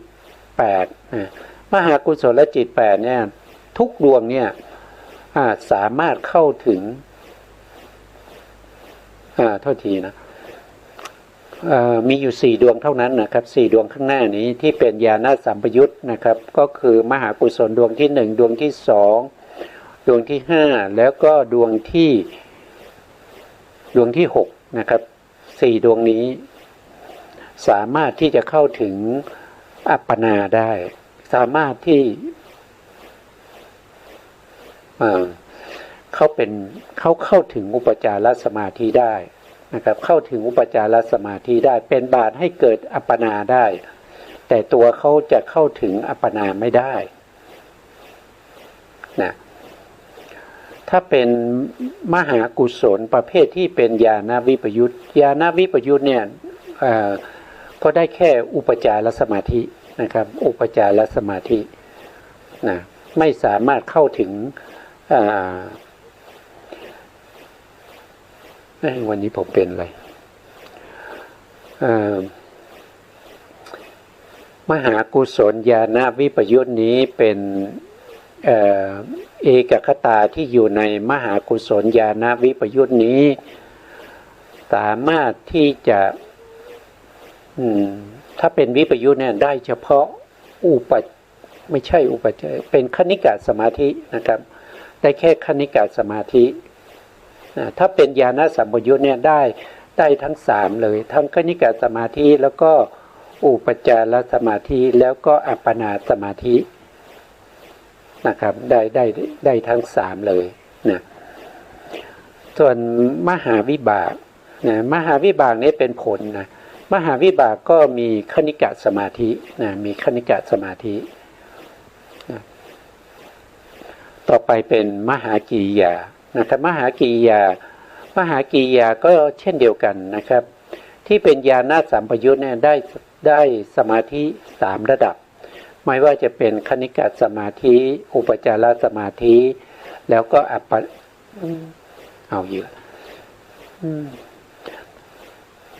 มหากุศลเนี่ยมันเข้าถึงอัปปนาไม่ได้นะครับได้2นะครับโทษทีวันนี้เพี้ยนมากเลยโทษทีนะครับผมรู้สึกจะเพี้ยนเลยวันนี้มหากุศลและจิต8นะครับแล้วก็มหากิริยาจิต8ที่เป็นญาณสัมปยุตเอาใหม่นะครับเอาใหม่ที่เป็นญาณสัมปยุต4ดวงข้างหน้านะครับดวงที่1ดวงที่2ดวงที่5แล้วก็ดวงที่6กับมหากิริยาดวงที่1ดวงที่2ดวงที่5แล้วก็ดวงที่6เขาสามารถเข้าถึงอุปจารสมาธิได้แต่เข้าอัปปนาไม่ได้นะครับเข้าอัปปนาไม่ได้แต่ถ้าเป็นญาณวิปยุตเนี่ยญาณวิปยุตได้แค่คณิกะสมาธินะครับส่วนรูปาวจรจิตรูปาวจรจิตที่เป็นรูปาวจรกุศลจิต5พวกนี้เป็นอัปปนานะครับเป็นอัปปนาเขาได้เฉพาะอัปปนานะคณิกะสมาธิไม่ได้นะครับแล้วก็อุปจารสมาธิก็ไม่ได้จะต้องเป็นอัปปนาเท่านั้นนะครับแล้วก็มหากิริยาก็เช่นเดียวกันนะก็เป็นอัปปนานะครับเป็นอัปปนาสมาธิไม่ใช่คณิกะแล้วก็ไม่ใช่อุปจาระนะอุปจาระต้องเป็นมหากุศลญาณสัมปยุตหรือมหากิริยาญาณสัมปยุตที่เป็นบาตให้รูปาวจรกุศลเข้าอัปปนาแล้วก็รูปาวจรกิริยาเข้าอัปปนาได้นะส่วนที่เป็นวิบากที่เป็นรูปาวจรวิบากเนี่ยก็ได้แค่คณิกะสมาธินะครับได้แค่คณิกะสมาธิแล้วถ้าเป็นรูปาวจรจิต12นะครับพวกที่เป็นกุศลนะครับก็เป็นรูปาวจรกุศล 4ดวงก็เป็นอัปปนานะครับเป็นอัปปนานะแล้วก็อรูปาวจรกิริยา4ดวงก็เป็นอัปปนาถ้าเป็นประเภทที่เป็นอรูปาวจรวิบากที่เป็นวิบากก็ได้แค่คณิกะสมาธินะส่วนในผลกับในมรรคกับผลนะมรรคจิต4หรือ20ทั้งหมดนะทั้งหมดนี้ได้อัปปนานะครับได้อัปปนาอย่างเช่นแถวที่1ก็เป็นปฐมฌานนะปฐมฌานแถวที่2ก็เป็นทุติยฌานแถวที่3ก็เป็นตติยฌานแถวที่4ก็เป็นจตุตฌานแถวที่5ก็เป็นปัญจมฌานนะส่วนผลจิตก็เช่นเดียวกันนะครับเขาต้องเป็นอัปปนาเหมือนกันนะเพราะฉะนั้นเนี่ยเอกคตาเนี่ยหมายถึงสมาธิ3ระดับตั้งแต่คณิกะสมาธินะครับแล้วก็อุปจารสมาธิแล้วก็อัปปนาสมาธิอัปปนาสมาธิก็จะมีอยู่26ดวงนะครับเขาเรียกว่าเป็นอัปปนาสมาธิจิตเนี่ยมีอยู่26ดวงนะ26ดวงก็คือได้แก่รูปาวจรพวกนี้นะรูปาวจรวิบากโทษทีรูปาวจรกุศลนะครับแล้วก็กิริยาแล้วก็อรูปาวจรกุศลอรูปาวจรกิริยาแล้วก็มรรคจิตแล้วก็ผลจิตนะครับพวกนี้เป็นอัปปนานะเขามีการรวบรวมสัมปยุตตธรรมเป็นกิจหมายถึงว่าเขาจะในการที่ตั้งมั่นอยู่ในอารมณ์ใดอารมณ์หนึ่งเนี่ยเขาจะมีอารมณ์เดียวเหมือนกันหมดอย่างเช่นปฐมฌานใช่ไหมปฐมฌานที่เป็นกุศลเนี่ยมีเจตสิกเกิดร่วมด้วย35ดวงนะถ้าเป็นทุติยฌานก็34นะละวิตกไป1ก็เหลือ34ถ้าเป็นตติยฌานก็ละวิจารอีก1ก็จะเป็น33นะครับแล้วก็ถ้าเป็นจตุทัชฌานจตุทัชฌานก็ละปิตินะครับก็จะเหลืออยู่32นะถ้าเป็นสุขก็จะละไปอีก2ถ้าเป็นปัญจมฌานนะถ้าเป็นปัญจมฌานก็ละไปอีก2นั่นก็คือละตัวที่เป็นเมตตากับกรุณานะครับจริงๆแล้วก็ละไป3นะครับแต่ปัญจมฌานเนี่ยเขาเพิ่มตัวอุเบกขามานะครับนั่นก็เหมือนกันละไป2นะครับก็ปัญจมฌานก็จะเหลืออยู่3ก็พวกนี้เป็นสัมปยุตตธรรมเขาจะเกิดร่วมกันแล้วเขาจะมีอารมณ์เดียวกันถ้าปฐมฌานมีกสิณเป็นอารมณ์เขาก็จะมีกสิณเป็นอารมณ์กสิณก็มี10อย่างใดอย่างหนึ่งเช่นปฐวีกสิณอย่างเงี้ยเพราะฉะนั้นจิตและเจตสิกที่เกิดร่วมกันในปฐมฌานก็จะต้องมีปฐวีกสิณเป็นอารมณ์ก็รวบรวมกันมีอารมณ์เดียวนะครับจะแยกอารมณ์กันไปไม่ได้นะครับสัมปยุตตธรรมเหล่านั้นจะต้องน้อมไปสู่อารมณ์เดียวกันถึงจะเข้าอัปปนาฌานได้ถ้ามีอารมณ์แยกกันไปคนละอย่างเนี่ยมันก็จริงๆแล้วแยกกันไม่ได้นะครับเขาจิตกับเจตสิกเนี่ยเวลาเกิดขึ้นเนี่ยจะต้องครบ4นะครับ1ก็คือจะต้องอาศัยวัตถุเดียวกันเกิดขึ้น2ก็คือต้องรู้อารมณ์เดียวกันนะครับ3ก็คืออาศัยวัตถุเดียวกันเกิดขึ้นรู้อารมณ์เดียวกันแล้วก็ดับพร้อมกันนะดับพร้อมกันไม่มีอยู่4เกิดพร้อมกันดับพร้อมกันอาศัยวัตถุเดียวกันเกิดแล้วก็รู้อารมณ์เดียวกันนะครับก็ต้องมีอยู่4อย่างนะครับข้อที่2นะครับที่เป็นกิจนะครับก็คือการรวบรวมสัมปยุตตธรรมให้รู้อารมณ์เดียวนะครับอารมณ์เดียวเราต้องรู้เหมือนกันนะครับสัมปยุตตธรรมนั้นต่อไปในข้อที่3นะ อุป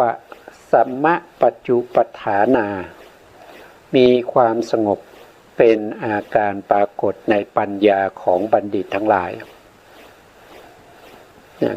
ความสงบความสงบไม่ว่าจะเป็นคณิกะสมาธิก็ตามนะครับหรือว่าจะเป็นอุปจารสมาธิก็ตามหรือว่าเป็นอัปปนาสมาธิก็ตามเขาต้องสงบเขาต้องสงบถ้าไม่สงบแสดงว่าเอกคตานั้นไม่มีกำลังเอกคตาไม่มีกำลังเช่นเอกคตาที่เกิดในอกุศลจิตอย่างเนี้ยที่เกิดในอกุศลจิตเขาจะไม่สงบเขาจะเป็นจิตที่ไม่สงบเป็นจิตที่มีกิเลสอย่างใดอย่างหนึ่งใน10อย่างนั้นเกิดร่วมด้วยกิเลสเป็นสภาวธรรมที่เล่าร้อนนะครับเกิดร่วมกับจิตก็ทำให้จิตนั้นเล่าร้อนเพราะตัวกิเลสเนี่ยเขาจะเผาสัมปยุตตธรรมกิเลสมี10นะมีอะไรบ้างนะครับมีอะไรบ้างกิเลส10มีอะไรบ้างแล้วก็มากิเลสทั้งหมดเนี่ยเป็นเจตสิกนะครับเป็นเจตสิกก็จะมี1ก็คือโมจตุกาสีพวกนี้เป็นกิเลสหมดนะครับโมหะเจตสิกก็เป็นกิเลสอหิริกะเจตสิกก็เป็นกิเลสอโนตปะก็เป็นกิเลสอุทธัจจะก็เป็นกิเลส4ดวงนี้เป็นกิเลสนะครับแล้วก็โลติกะ3นะโลภะก็เป็นกิเลสทิฏฐิก็เป็นกิเลสมานะก็เป็นกิเลสนี้ก็ได้เท่าไหร่4กับ3ก็เป็น7นะครับแล้วก็โทสะก็เป็นกิเลสนะก็เป็น8นะถีนะก็เป็นกิเลสก็เป็น9นะครับ10ก็วิจิกิจฉาก็เป็นกิเลสนะครับพวกนี้เป็นกิเลสที่ไม่เป็นกิเลสก็จะมีอยู่4นะครับก็จะมีอิสสามัชฌริยะอุทธัจจะแล้วก็มิทธะ4ดวงนี้ไม่เป็นกิเลส4ดวงนี้ไม่เป็นกิเลสแต่4ดวงนี้ก็เกิดพร้อมกับกิเลสอย่างเช่นอิสสามัชฌริยะกุกุจจะเนี่ยเขาเกิดร่วมกับโทสะเขาเกิดร่วมกับโทสะกับโมหะแล้วก็อหิริกาโนตปะอุทธัจจะเพราะฉะนั้นตัวเองไม่เป็นกิเลสก็ถูกเผาให้เล่าร้อนถูกทำให้เล่าร้อนก็ไม่สงบเหมือนกันนะครับมิทธะก็ไม่เป็นกิเลสแต่มิทธะก็จะเกิดร่วมกับถีนะซึ่งเป็นกิเลสก็จะเผามิทธะด้วยนะครับทำให้ไปเกิดที่ไหนก็ตามนะอกุศลจิต14เนี่ยจะไม่สงบเพราะว่าจะเล่าร้อนด้วยอำนาจของกิเลสที่เป็นตัวที่จะเผาสัมปยุตตธรรมเหล่านั้นนะ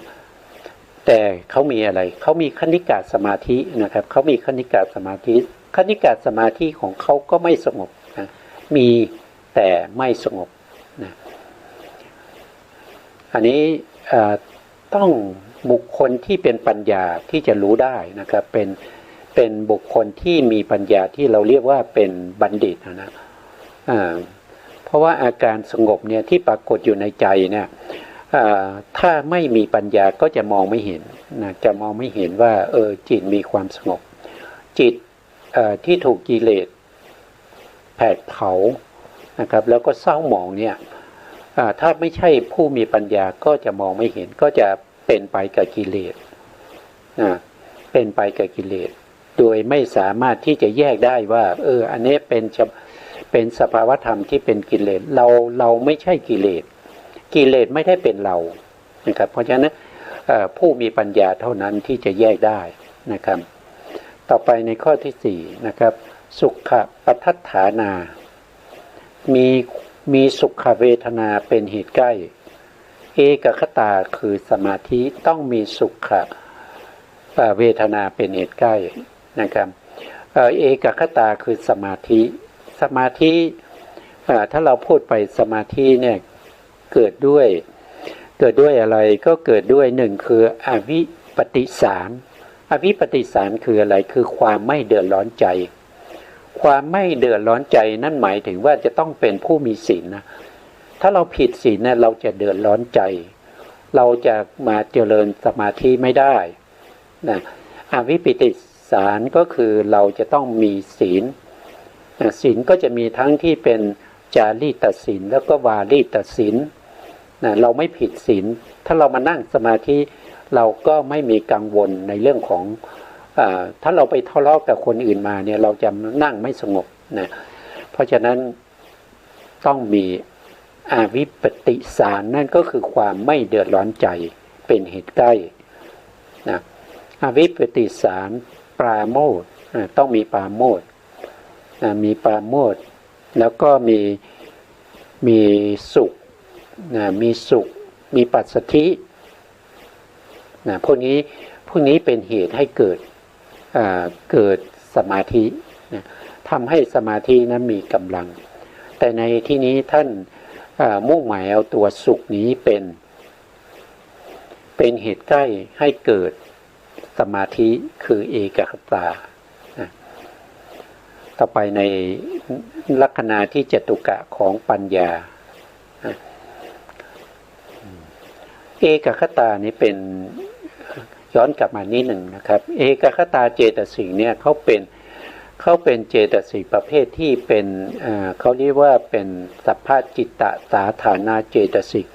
นั่นก็คือหมายถึงว่าเขาจะเกิดร่วมกับจิตที่เป็นอกุศลก็ได้จิตที่เป็นวิบากก็ได้จิตที่เป็นกุศลก็ได้หรือว่าเป็นฌานเป็นอะไรได้เพราะฉะนั้นเอกคตาก็จะเกิดกับจิตได้ทั้งหมดเกิดได้จิตทั้งหมดส่วนปัญญานะครับลักษณะที่จตุกะของปัญญานี้จะเกิดเฉพาะจิตที่เป็นโสภณจิตแล้วก็ต้องมีเหตุสามนะครับเป็นติเหตุกะจิตเท่านั้นนะครับมีเท่าไหร่เรามาดูนะ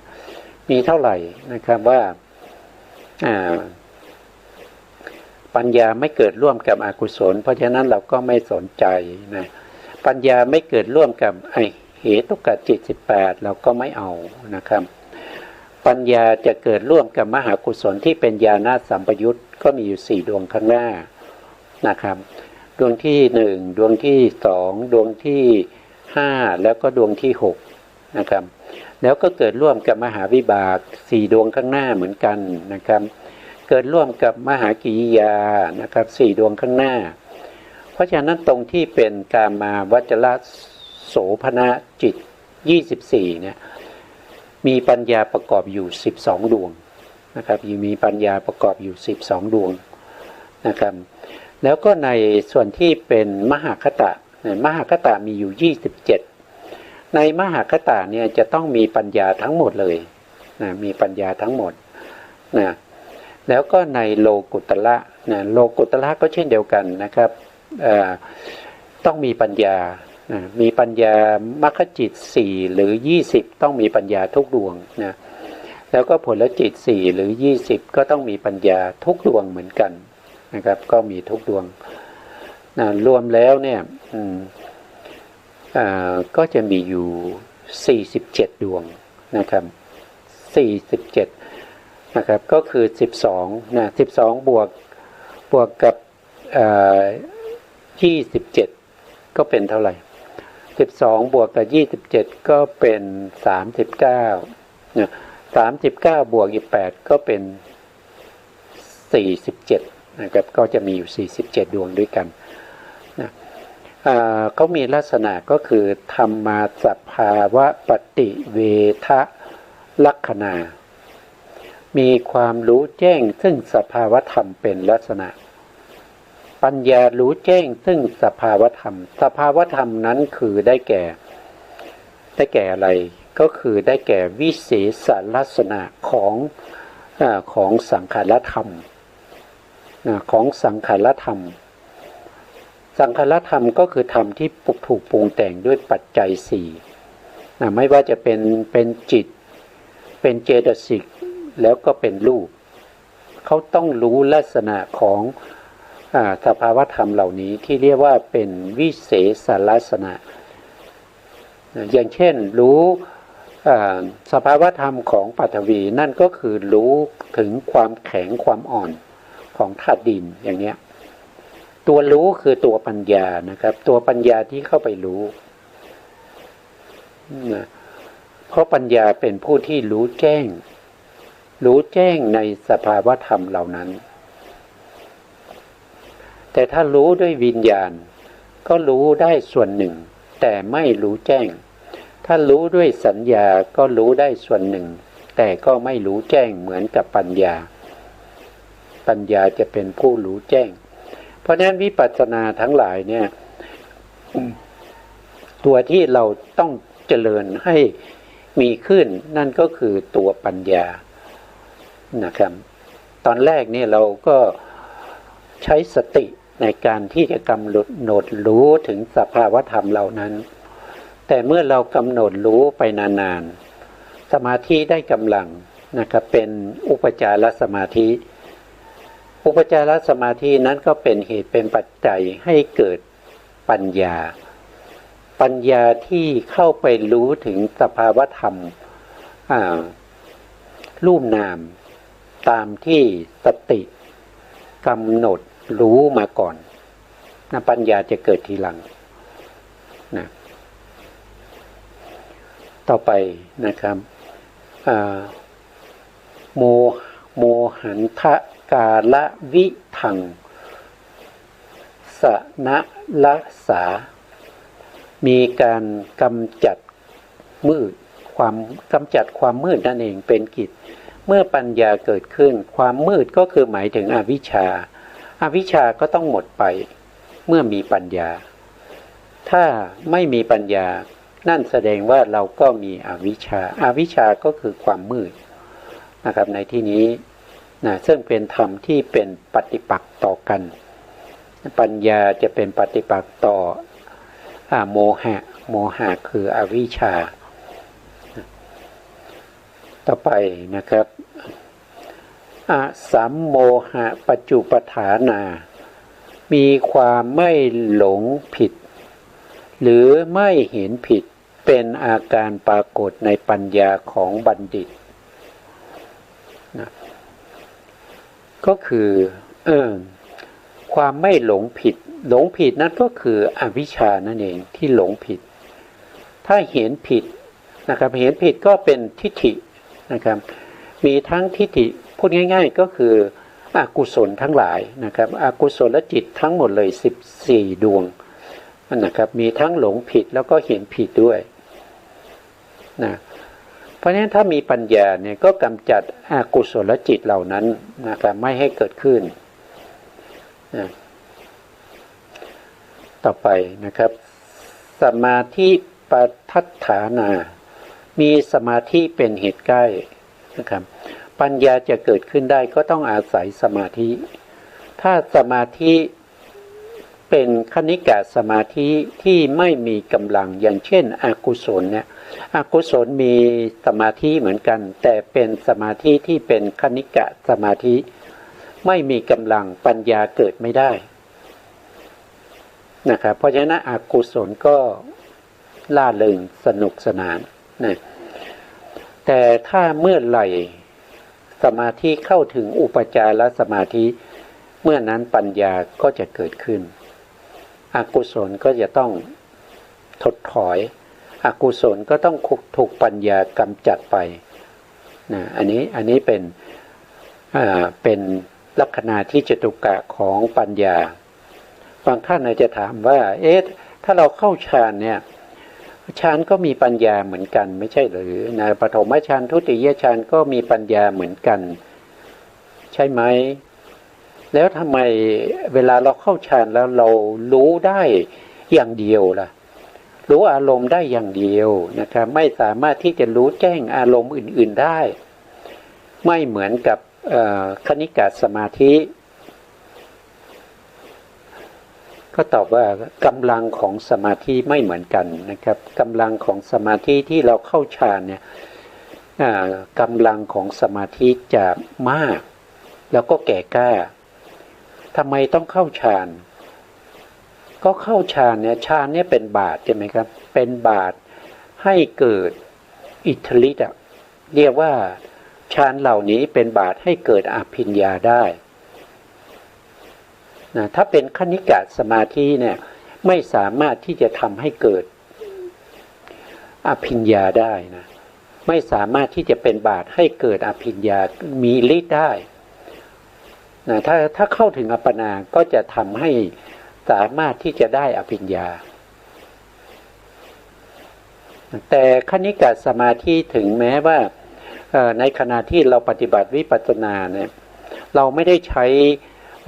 ช้ปฐมฌานทุติยฌานตติยฌานเนี่ยเป็นบาตในการเจริญวิปัสสนาแต่เราเจริญด้วยคณิกะสมาธิที่เราทำต่อเนื่องกันเรื่อยๆจนคณิกะสมาธิมีกำลังเทียบเท่ากับอุปจารสมาธิแล้วก็ปัญญาก็เข้าไปรู้เห็นสภาวะธรรมตามความเป็นจริงที่กำลังปรากฏอยู่อย่างนี้นี่เป็นเขาเรียกว่าถ้าเราเข้าถึงความเป็นพระอริยบุคคลก็เป็นประเภทที่เป็นสุขวิปัสสกะคือแสดงฤทธิ์ไม่ได้ถามว่าได้ฌานไหมก็ตอบว่าได้ฌานแต่เป็นฌานที่เป็นโลกุตระฌานที่เป็นโลกุตระนั่นก็คือได้แก่ปฐมฌานนะครับถ้าเราเจริญในเรื่องของวิปัสสนาจนเราได้เป็นโสดาบันเนี่ยเราไม่ได้ใช้โลกิยฌานเป็นบาตรถ้าเราเป็นโสดาบันเราก็ได้ปฐมฌานเหมือนกันนะครับเนี่ยปฐมฌานโสดาปฏิอันนี้เป็นมรรคโสดาปฏิมรรคนะปฐมฌานโสดาปฏิมรรคแต่ถ้าบุคคลที่เขาได้ฌานมาก่อนเนี่ยถ้าเขาใช้ปฐมฌานเขาก็ได้โสดาปฐมฌานโสดาปฏิมรรคเช่นเดียวกันนะถ้าเขาได้ทุติยฌานเขาใช้ทุติยฌานในการที่จะเจริญเป็นบาตรในการเจริญวิปัสสนาจนได้เป็นโสดาบันเขาก็จะได้ดวงนี้ก็จะเรียกว่าเป็นทุติยฌานโสดาปฏิมรรคนะทุติยฌานโสดาปฏิมรรค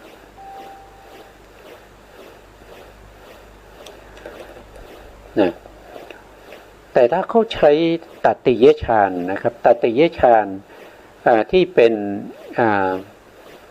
โลกิยฌานเนี่ยเป็นบาตรในการเจริญวิปัสสนาเวลาเขาได้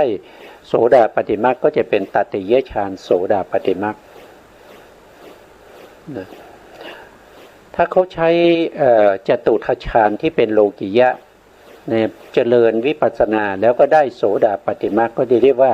จตุทัชฌานโสดาปฏิมรรคถ้าเขาใช้ปัญจมฌานนะครับปัญจมฌานเจริญวิปัสสนาปัญจมฌานนี่หมายถึงว่าเขาใช้เป็นบาตรนะครับไม่ใช่ต่อเลยนะเขาต้องออกจากปัญจมฌานให้สมาธิอยู่ที่อุปจารสมาธิแล้วก็ใช้สมาธินั้นเจริญวิปัสสนาเวลาเขาได้โสดาบันก็จะเป็นปัญจมฌานโสดาปฏิมรรคแต่ถ้าเขามีบุญบารมีนะเขามีบุญบารมีเขาถึงฌาน5แล้วก็มาเจริญวิปัสสนาได้โสดาปฏิมรรคในที่เป็นปัญจมฌานเนี่ยเขามีอภิญญาด้วยเขาสามารถแสดงฤทธิ์ได้ด้วยนะครับแต่ถ้าสำหรับคนที่เขาไม่เคยไม่ใช่ไม่เคยคือหมายถึงว่าเขาเคยได้อภิญญาในอดีตชาติเนี่ยแต่เป็นภพที่ไกลจากภพนี้เขาก็ได้ปัญจมฌานเหมือนกันแล้วก็ไปเจริญวิปัสสนาได้โสดาปฏิมรรคปัญจมฌานอย่างเงี้ยเขาก็ยังไม่มีฤทธิ์นะเขายังไม่มีฤทธิ์นะเขาต้องเจริญสมาธิเป็นอรูปฌานจนถึงเนวสัญญานาสัญญายตนะฌานก่อนแล้วก็ใช้เนวสัญญานาสัญญายตนะฌานนี้เป็นบาตรในการให้ได้มาซึ่งอภิญญาก่อนเป็นโลกิยะอภิญญาพอเขาได้โลกิยะอภิญญาแล้วนะครับเขาก็เจริญอรูปฌานจนมาถึงอากินจัญญายตนะแล้วก็ออกจากฌานเจริญวิปัสสนาเขาก็จะได้ปัญจมฌานโสดาปฏิมรรคแต่เขาจะได้ อภิญญาด้วยเขาได้อภิญญาด้วยนะครับแต่เมื่อเขาเจริญวิปัสสนาไปจนถึงอรหันตมรรคที่เป็นปัญจมฌานเนี่ยเขาก็จะได้อภิญญาทั้ง6เลยนั่นก็คือได้ทั้งที่เป็นอภิญญา6ก็จะมี1ก็จะมีเขาเรียกว่าอิทธิวิทยานก็คือสามารถมีฤทธิ์ทางใจนะครับมีฤทธิ์ทางใจสามารถจะเนรมิตคนเดียวให้เป็นหลายคนได้หลายคนให้เป็นคนเดียวได้นะ2ก็คือมีเขาเรียกว่าเป็นอิทธิวิทยานคือได้ฤทธิ์ในการเหาะเหินเดินอากาศหายตัวได้แทรกเข้าไปในผนังได้ดำดินได้เดินบนผิวน้ำได้อิทธิวิทยานนะครับ3ก็คือเขาจะได้ทิพจักขุญาณคือตาทิพย์นะ4ก็คือได้ทิพโสตะทิพโสตะก็คือหูทิพย์หูทิพย์5ก็คือได้บุพเพนิวาสานุสติญาณนั่นก็คือระลึกชาติได้สามารถที่จะระลึกชาติได้6ก็คือเขาเรียกว่าเป็นอาสวัคยญาณนะครับอาสวัคยญาณก็คือเป็นบุคคลที่สิ้นอาสวะอันนี้เป็นโลกุตระนี่เป็นโลกุตระรวมแล้วก็มีอภิญญา6มาจากไหนก็คือมาจากกำลังของสมาธิกำลังของสมาธิแล้วก็ปัญญาในไหนปัญญาในมรรคจิตในมรรคจิตในมรรคจิตนี่ก็เป็นลักษณะของบุคคลที่เขามีฤทธิ์ต้องอาศัยทั้งเอกคตาสมาธิที่เป็นอัปปนานะครับแล้วก็ปัญญาด้วยต่อไปนะครับลักษณะที่จตุกะของวิริยะเจตสิกวิริยะคือความเพียรวิริยะก็จะมีอยู่3อย่างนะครับก็มีเริ่มเพียรแล้วก็ออกความเพียรที่ออกจากความเกียจค้านได้ความเพียรที่มีความอุตสาหะนะครับอันนี้ก็เป็นวิริยะนะถ้าว่าโดยบาลีนะครับท่านก็จะหาหน่อยนะครับจำไม่ได้ก็เรียกว่าเป็น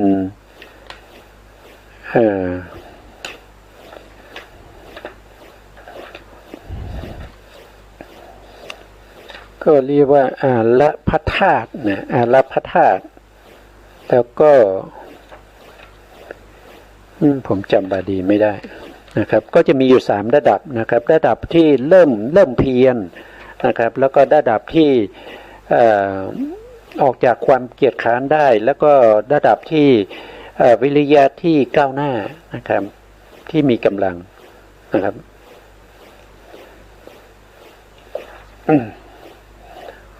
วันนี้ติดขัดหลายอย่างนะครับวิริยะเจตสิกนะครับก็มีลักษณะคืออุสาหะนะลักขณังมีความอุตสาหะเป็นลักษณะอันนี้คือระดับที่เป็นปรมัตถธาตุนะครับก็คือมีความอุตสาหะบักบั่นอันนี้เป็นลักษณะของวิริยะนะครับนี้มีลักษณะของวิริยะคือระดับที่3นะคือมีความเพียรจนเข้าถึงความเป็นอินทรีย์หรือเป็นพละนะเรียกว่าเป็นอุตสาหะนะเป็นลักษณะต่อไปสหชาตานังอุปถัมภะนะละสังมีการอุดหนุนค้ำจุนสหชาตธรรมเป็นกิจวิริยะนี้เป็นตัวที่ค้ำจุนสหชาตธรรมให้ ให้ตั้งมั่นอยู่ได้นะครับคล้ายๆกับเรือนนะครับบ้านเรือนที่ไม่ค่อยแข็งแรงเนี่ยเขาก็จะหาไม้หาอะไรมาค้ำนะครับบ้านสมัยโบราณนะครับที่เป็นบ้านไม้เนี่ยเขาก็จะใช้ไม้มาค้ำมาค้ำไว้นะครับไม่ให้ล้มนะอันนี้ก็เป็นกิจของวิริยะนะสามสีหานะปัจจุปฐานามีการไม่ท้อถอยมีการไม่ย่อท้อถอยนะครับถดถอยเป็นอาการปรากฏในปัญญาของบัณฑิตก็มีก็เป็นลักษณะที่ไม่ท้อถอยนะครับเป็นลักษณะที่เขาเรียกว่าเป็นมีความกล้านะครับวิริยะคือความกล้าอย่างหนึ่งนะครับที่บักบั่นมั่นคงในอารมณ์นะครับเป็นตัวที่ค้ำจุนอารมณ์ไว้นะสังเวคะปาทัฏฐานาปาทัฏฐานังนะครับมีความสลดเป็นเหตุใกล้ก็คือหมายถึงว่าวิริยะจะเกิดขึ้นได้เนี่ยก็ต้องอาศัยเหตุใกล้คือความสลดความสลดคืออะไรความสลดก็คือเห็นความแก่ความเจ็บความตายอย่างเงี้ยนะครับเกิดความสลดหรือว่าเห็นว่าอกุศลกรรมเนี่ยเห็นภพที่เป็นอบายใช่ไหมครับเห็นเดรัจฉานเห็นเปรตเห็นอสุรกายสัตว์นรกก็เป็นเหตุให้เกิดความเพียรได้เหมือนกันนะครับสิ่งเหล่านี้เป็นเหตุให้เกิดความสลดเมื่อเกิดความสลดหรือเกิดความสังเวชขึ้นจิตก็จะมีวิริยะในการประพฤติปฏิบัติวิปัสสนามากขึ้นนะครับเพราะฉะนั้นความสลดก็เป็นเหตุใกล้ให้เกิดวิริยะได้นะต่อไปนะครับเจตนาเนี่ยก็เป็น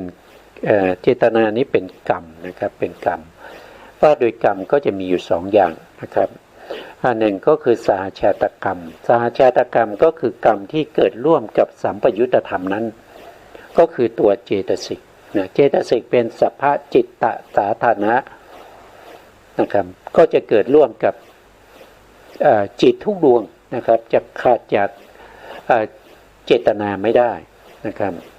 เพราะเป็นสหชาตกรรมเกิดร่วมกันนะเจตนาเป็นธรรมชาติที่กระตุ้นเตือนสัมปยุตธรรมให้ทำหน้าที่ของตัว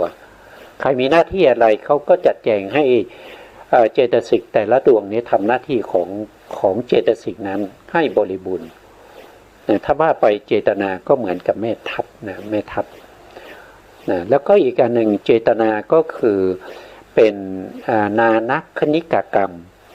คือเขาสามารถที่จะส่งผลได้ในอนาคตตอนนี้ที่เกิดร่วมกับมหากุศลอย่างเงี้ยมหากุศลดับไปแล้วนะครับมหากุศลนั้นก็จะส่งผลให้เป็นมหาวิบากหรือว่าเป็นอเหตุกะกุศลวิบากก็คือมาจากไหนก็คือมาจากตัวเจตนาตัวนี้เจตนาตัวนี้เป็นตัวกรรมนะครับเป็นตัวกรรมมีทั้งเกิดร่วมด้วยแล้วก็ให้ผลทีหลังนะลักษณะที่จตุกะของเจตนานะครับเจตนาภาวะลักษณะมีการชักชวนตรงนี้ก็คือสัมปยุตธรรมนั่นเองเป็นลักษณะนะครับชักชวนสัมปยุตธรรมเป็นลักษณะก็คือทำให้สัมปยุตธรรมเนี่ยทำหน้าที่ของใครของมันนะครับให้สม่ำเสมอนะให้ทำหน้าที่นะสองก็คืออายุหันะละสามีการขนขวายเป็นกิจ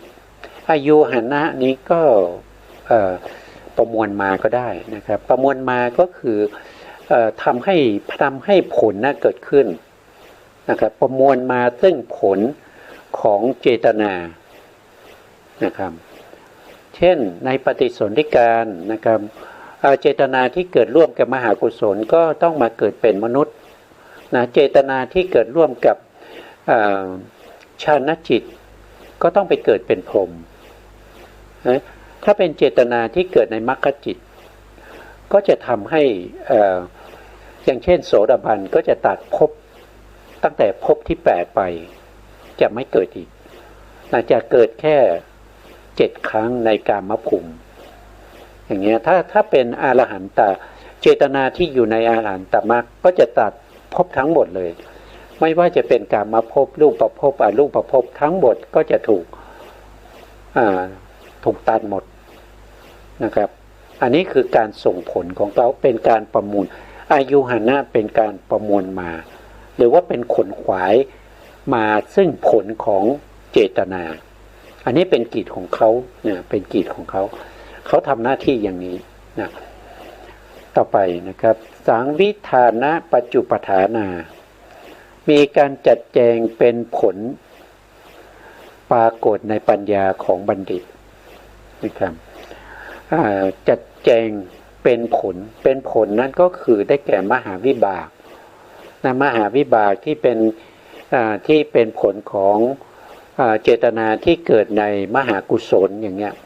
เจตนาที่เกิดในอกุศลจิต12ให้ผลมาก็จะเป็นอเหตุกะวิบากที่เป็นอเหตุกะอกุศลวิบากนะครับได้เห็นสิ่งที่ไม่ดีได้ยินเสียงที่ไม่ดีได้กลิ่นที่ไม่ดีได้รสที่ไม่ดีนะครับแล้วก็สัมผัสในสิ่งที่ไม่ดีแล้วก็รับอารมณ์ที่ไม่ดีแล้วก็เกิดในอบาย4นะครับอันนี้เป็นผลของเจตนา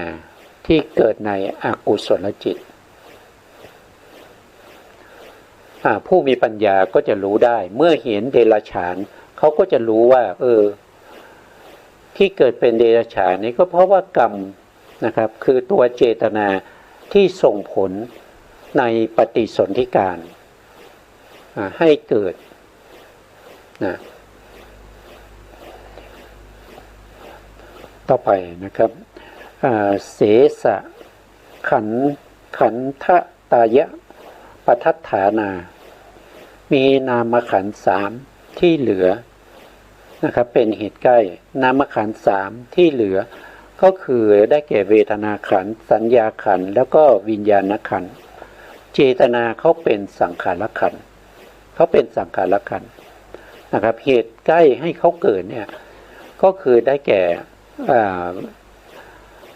เวทนาขันธ์สัญญาขันธ์แล้วก็สังขารขันธ์เพราะว่า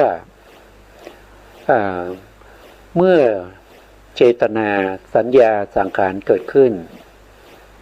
สังขารขันธ์ก็ต้องเกิดนะครับเมื่อสังขารขันธ์เกิดเวทนาสัญญาวิญญาณก็ต้องเกิดเพราะว่าพวกนี้เป็นนามขันธ์4นามขันธ์4ก็จะอาศัยซึ่งกันและกันเกิดขึ้นนะครับจะเกิดเฉพาะเวทนาสัญญาแล้วก็วิญญาณไม่มีเจตนาไม่ได้หรือว่าจะมีเฉพาะเวทนาสัญญาเจตนาแล้วก็ไม่มีวิญญาณก็ไม่ได้นะต้องเกิดพร้อมกันนะครับ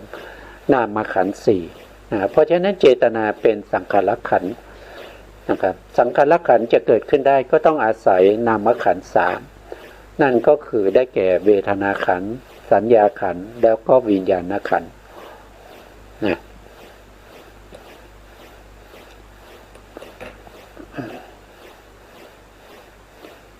ต่อไปก็จะเป็นโลภะเจตสิกโลภะเจตสิกมีลักษณะก็คืออาลัมมนะคหะนะลักขโนมีการยึดมั่นซึ่งอารมณ์เป็นลักษณะโลภะเนี่ยเขาจะยึดมั่นในอารมณ์ยึดมั่นในอารมณ์ใดก็ยึดมั่นในอารมณ์ที่ยินดีชอบใจพอใจนะครับต้องการในอารมณ์ก็สิ่งที่ดีๆสวยๆสิ่งที่เป็นเสียงที่ไพเราะพวกนั้นโลภะก็จะยึดมั่นในอารมณ์นั้น อภิสังขละโสมีการติ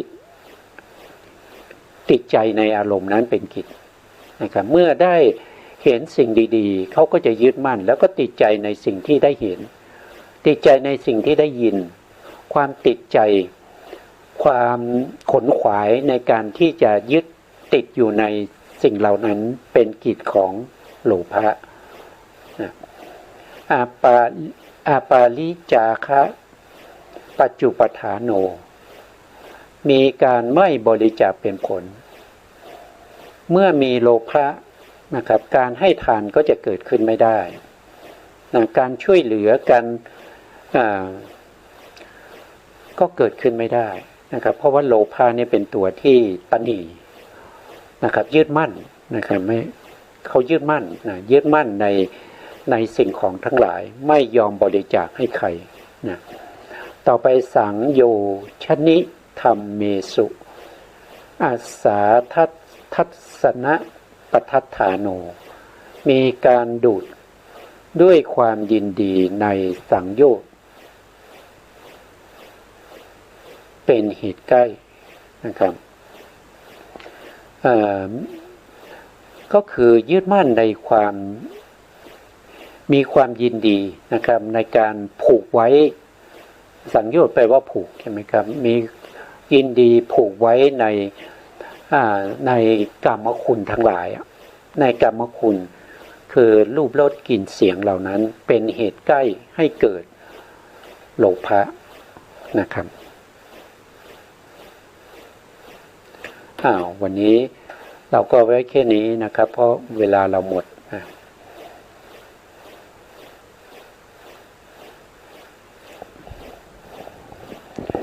สุดท้ายนี้ขอกราบขอบพระคุณพระครูสมุทรวิสุวัฒน์วรกิจโยผู้อำนวยการสถานีวิทยุเพื่อการศึกษาพระพุทธศาสนาและวัฒนธรรม FM 104.5 เมกะเฮิรตซ์วัดฝ่ายหินจังหวัดเชียงใหม่และขอกราบขอบพระคุณพระครูปริยัติยานุศาสตร์ขอบคุณท่านผู้ฟังและผู้ชมทุกท่านที่ติดตามในรายการพระไตรปิฎกลอยฟ้าวันนี้ลาไปก่อนครับพบกันใหม่ในโอกาสต่อไปครับสวัสดีครับ